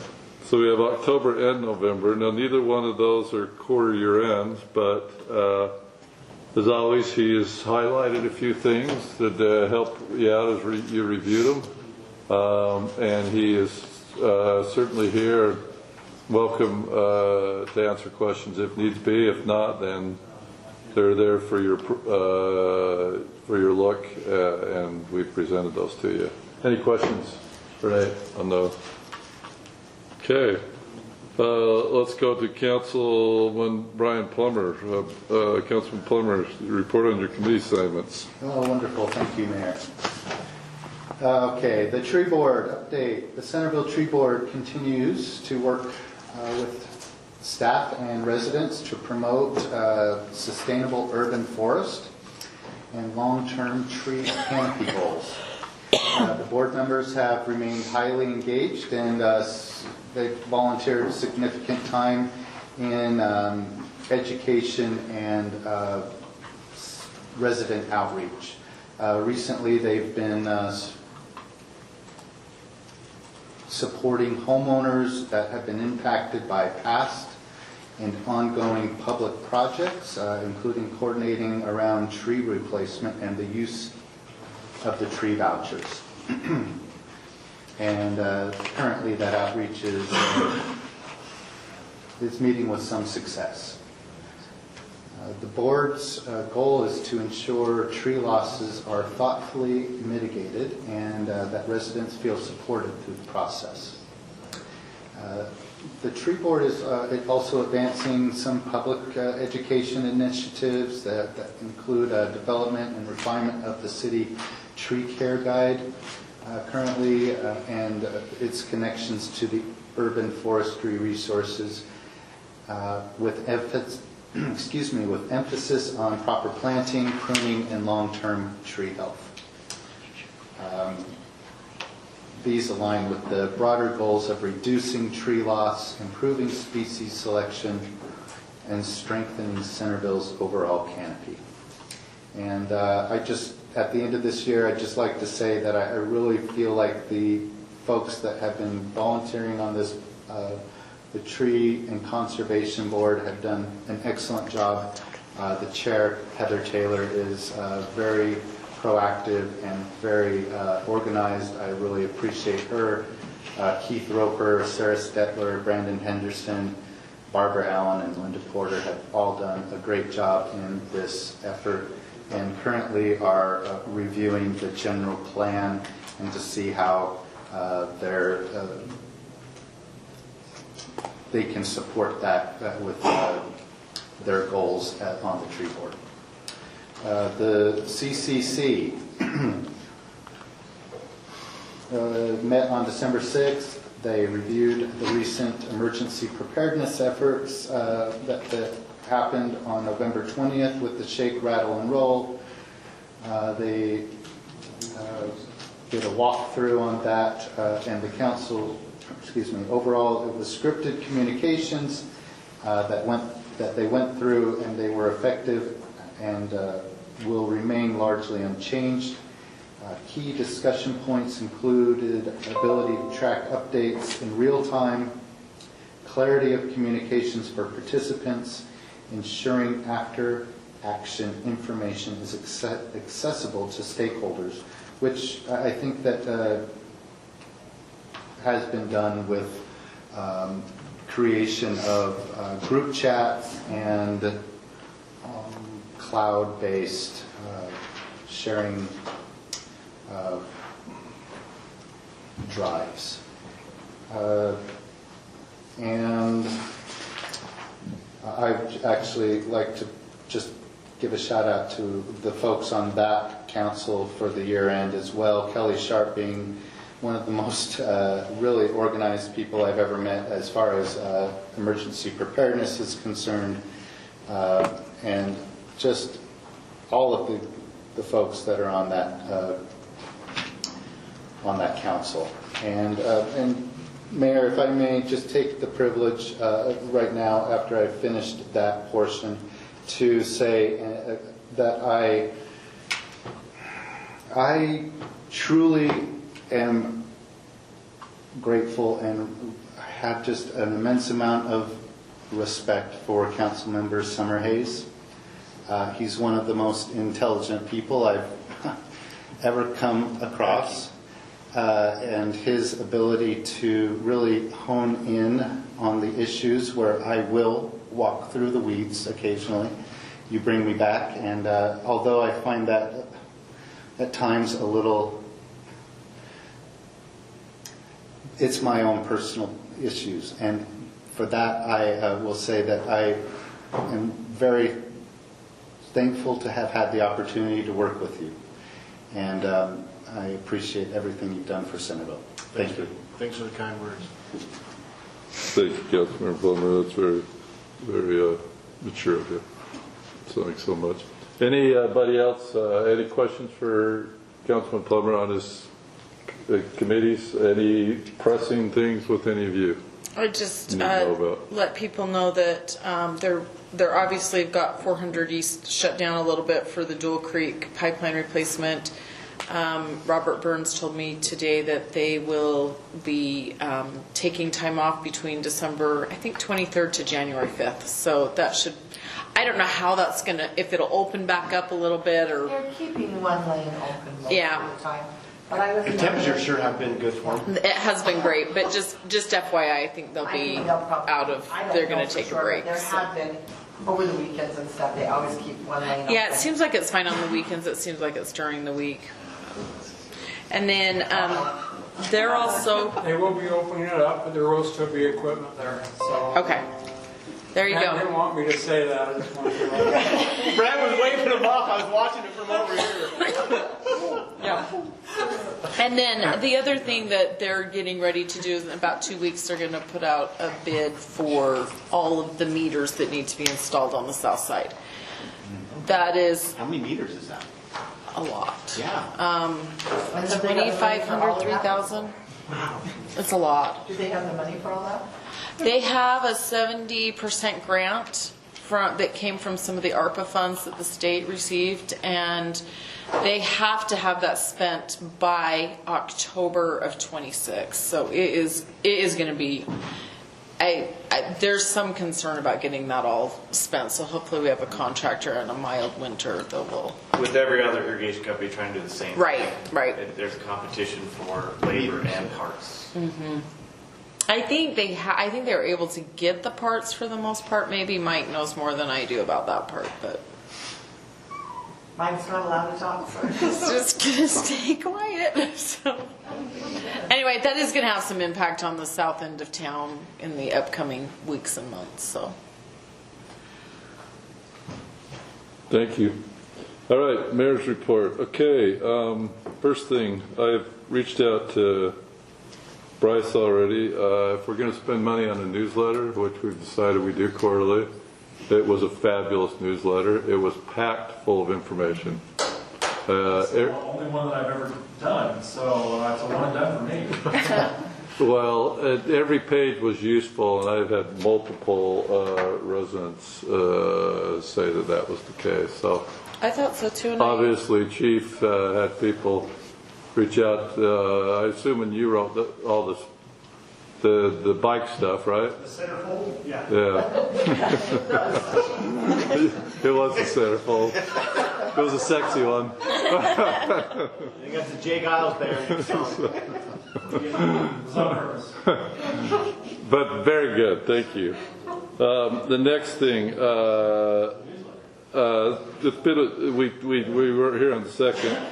Attended a day of the National League with Gina and Brant, and we and maybe I'll report on it sometime, but I won't deny it. But we all three of us attended a real great session on civil discourse in politics, which was really, really good. I think Brant might have, don't want to put words in his mouth, but he's been on a couple of days, and I think he said that was maybe the best. I appreciate those of you that were able to go to the Farmington Community Arts Center with Wasatch Front Regional Council on our transportation, and write our little messages on the board about Front Runner Station, about Bike Pass, about our exit off the freeway, that type of thing.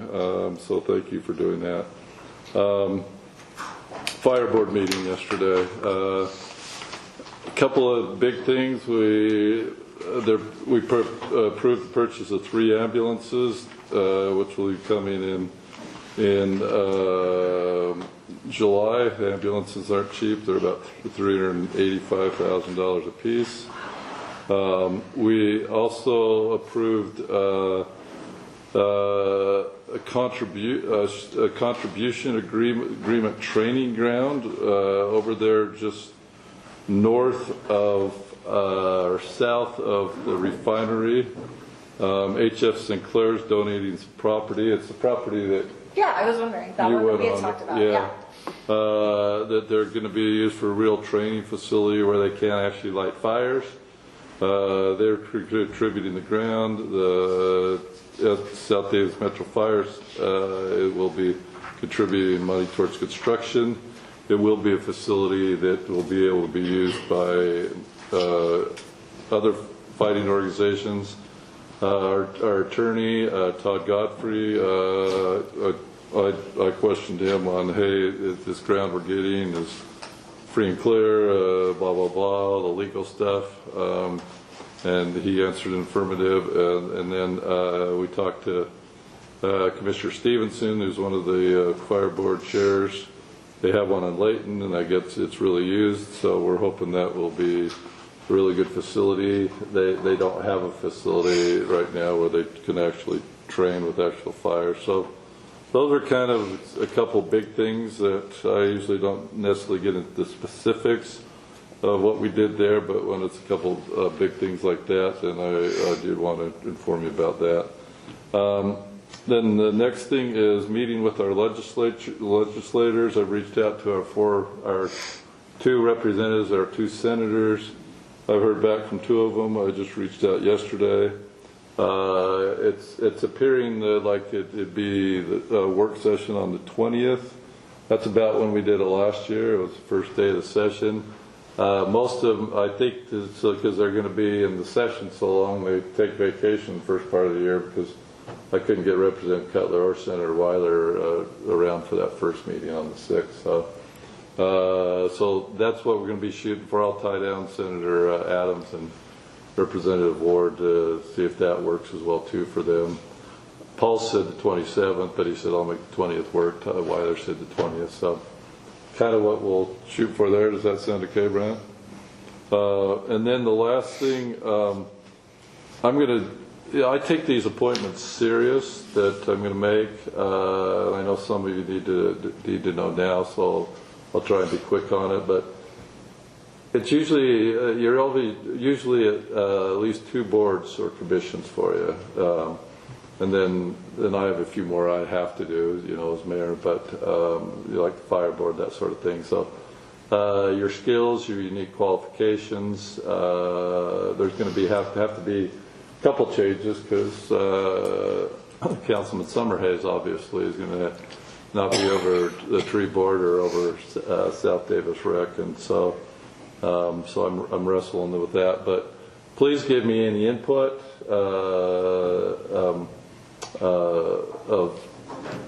I can't promise you what you're going to have. I'll do my best to meet your what you like and what you don't like, but please give me input. And also I appreciate Councilman Summerhays responding back to me about the challenge I gave you last meeting. Talk to your I completed my homework assignment. Yeah, committee heads, see how things are going,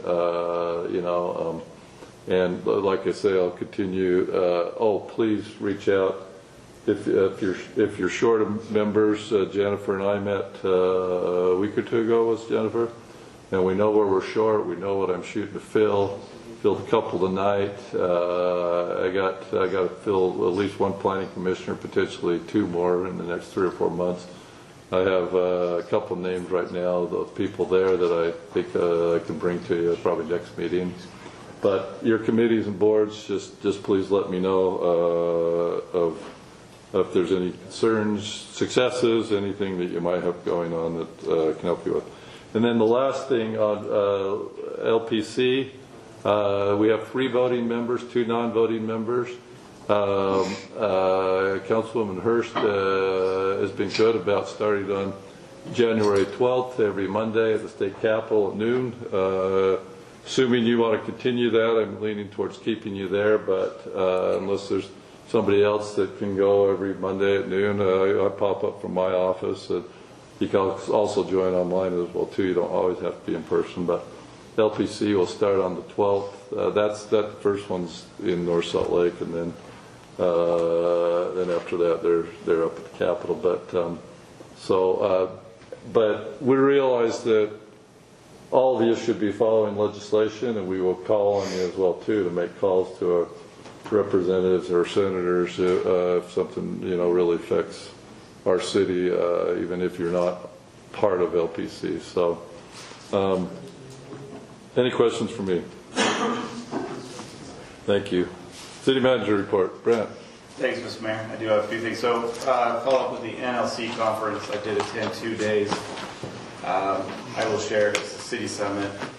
You have to attend the right session. There were some disappointing sessions that just weren't applicable, but when you found the right sessions, they were very impactful to help you understand that just get the civil discourse. If you go on that track, that was by far the most beneficial. But there were some areas where it's like, what am I doing here? I'm not quite sure this applies to Centerville. Yeah. I can go into more detail later, but the civil discourse, that was very helpful. At first I was really disappointed, and I attended the right session, and I was like, this is really beneficial. So It's when Gene and I showed up, he just needed some company. That's right. Actually, Just Serve was, I learned a lot about Just Serve. And Yes. appreciation for Just Serve actually grew. They were actually a main sponsor. And I attended a session where they talked about all the different communities like Tacoma, Washington, talking about how impactful it is in their community. And that was pretty neat to see the stories across the country of Just Serve. So that was, I think, probably the biggest takeaway for me was learning about the organization a little bit more. A fun little trivia thing I learned over the past week is Merry Christmas. This is a holiday themed. So the conversation's been, Xmas, and people say, don't take Christ out of Christmas. The funny thing is the X is actually the Greek letter of I can't say this right, I think I want to say Chi. Chi-Rho is actually Christus. So the X doesn't take Christ out of Christmas. In fact, you're just saying Christmas again. I didn't know that, but that's really what that means. So I didn't know that. So, kind of cool. I do want to thank Spencer. I do want to take a minute. I really appreciated our relationship over the last 4 years, so thank you for serving diligently and doing it. It's been awesome to work with you. You will be for surely missed as we have a new chapter. And Rick's coming in. I'm really excited for that opportunity as well, but at the same time, I really do miss our friendship we've developed and the conversations we've had, and so your outlook and helping with developers and trying to find a way to find that balance instead of the city just being so strong one way, but understanding the developer point of view has always been helpful. So appreciate your practical approach to this instead of it just being, you're not a very good politician, I'll say that. And I think that's a compliment, right?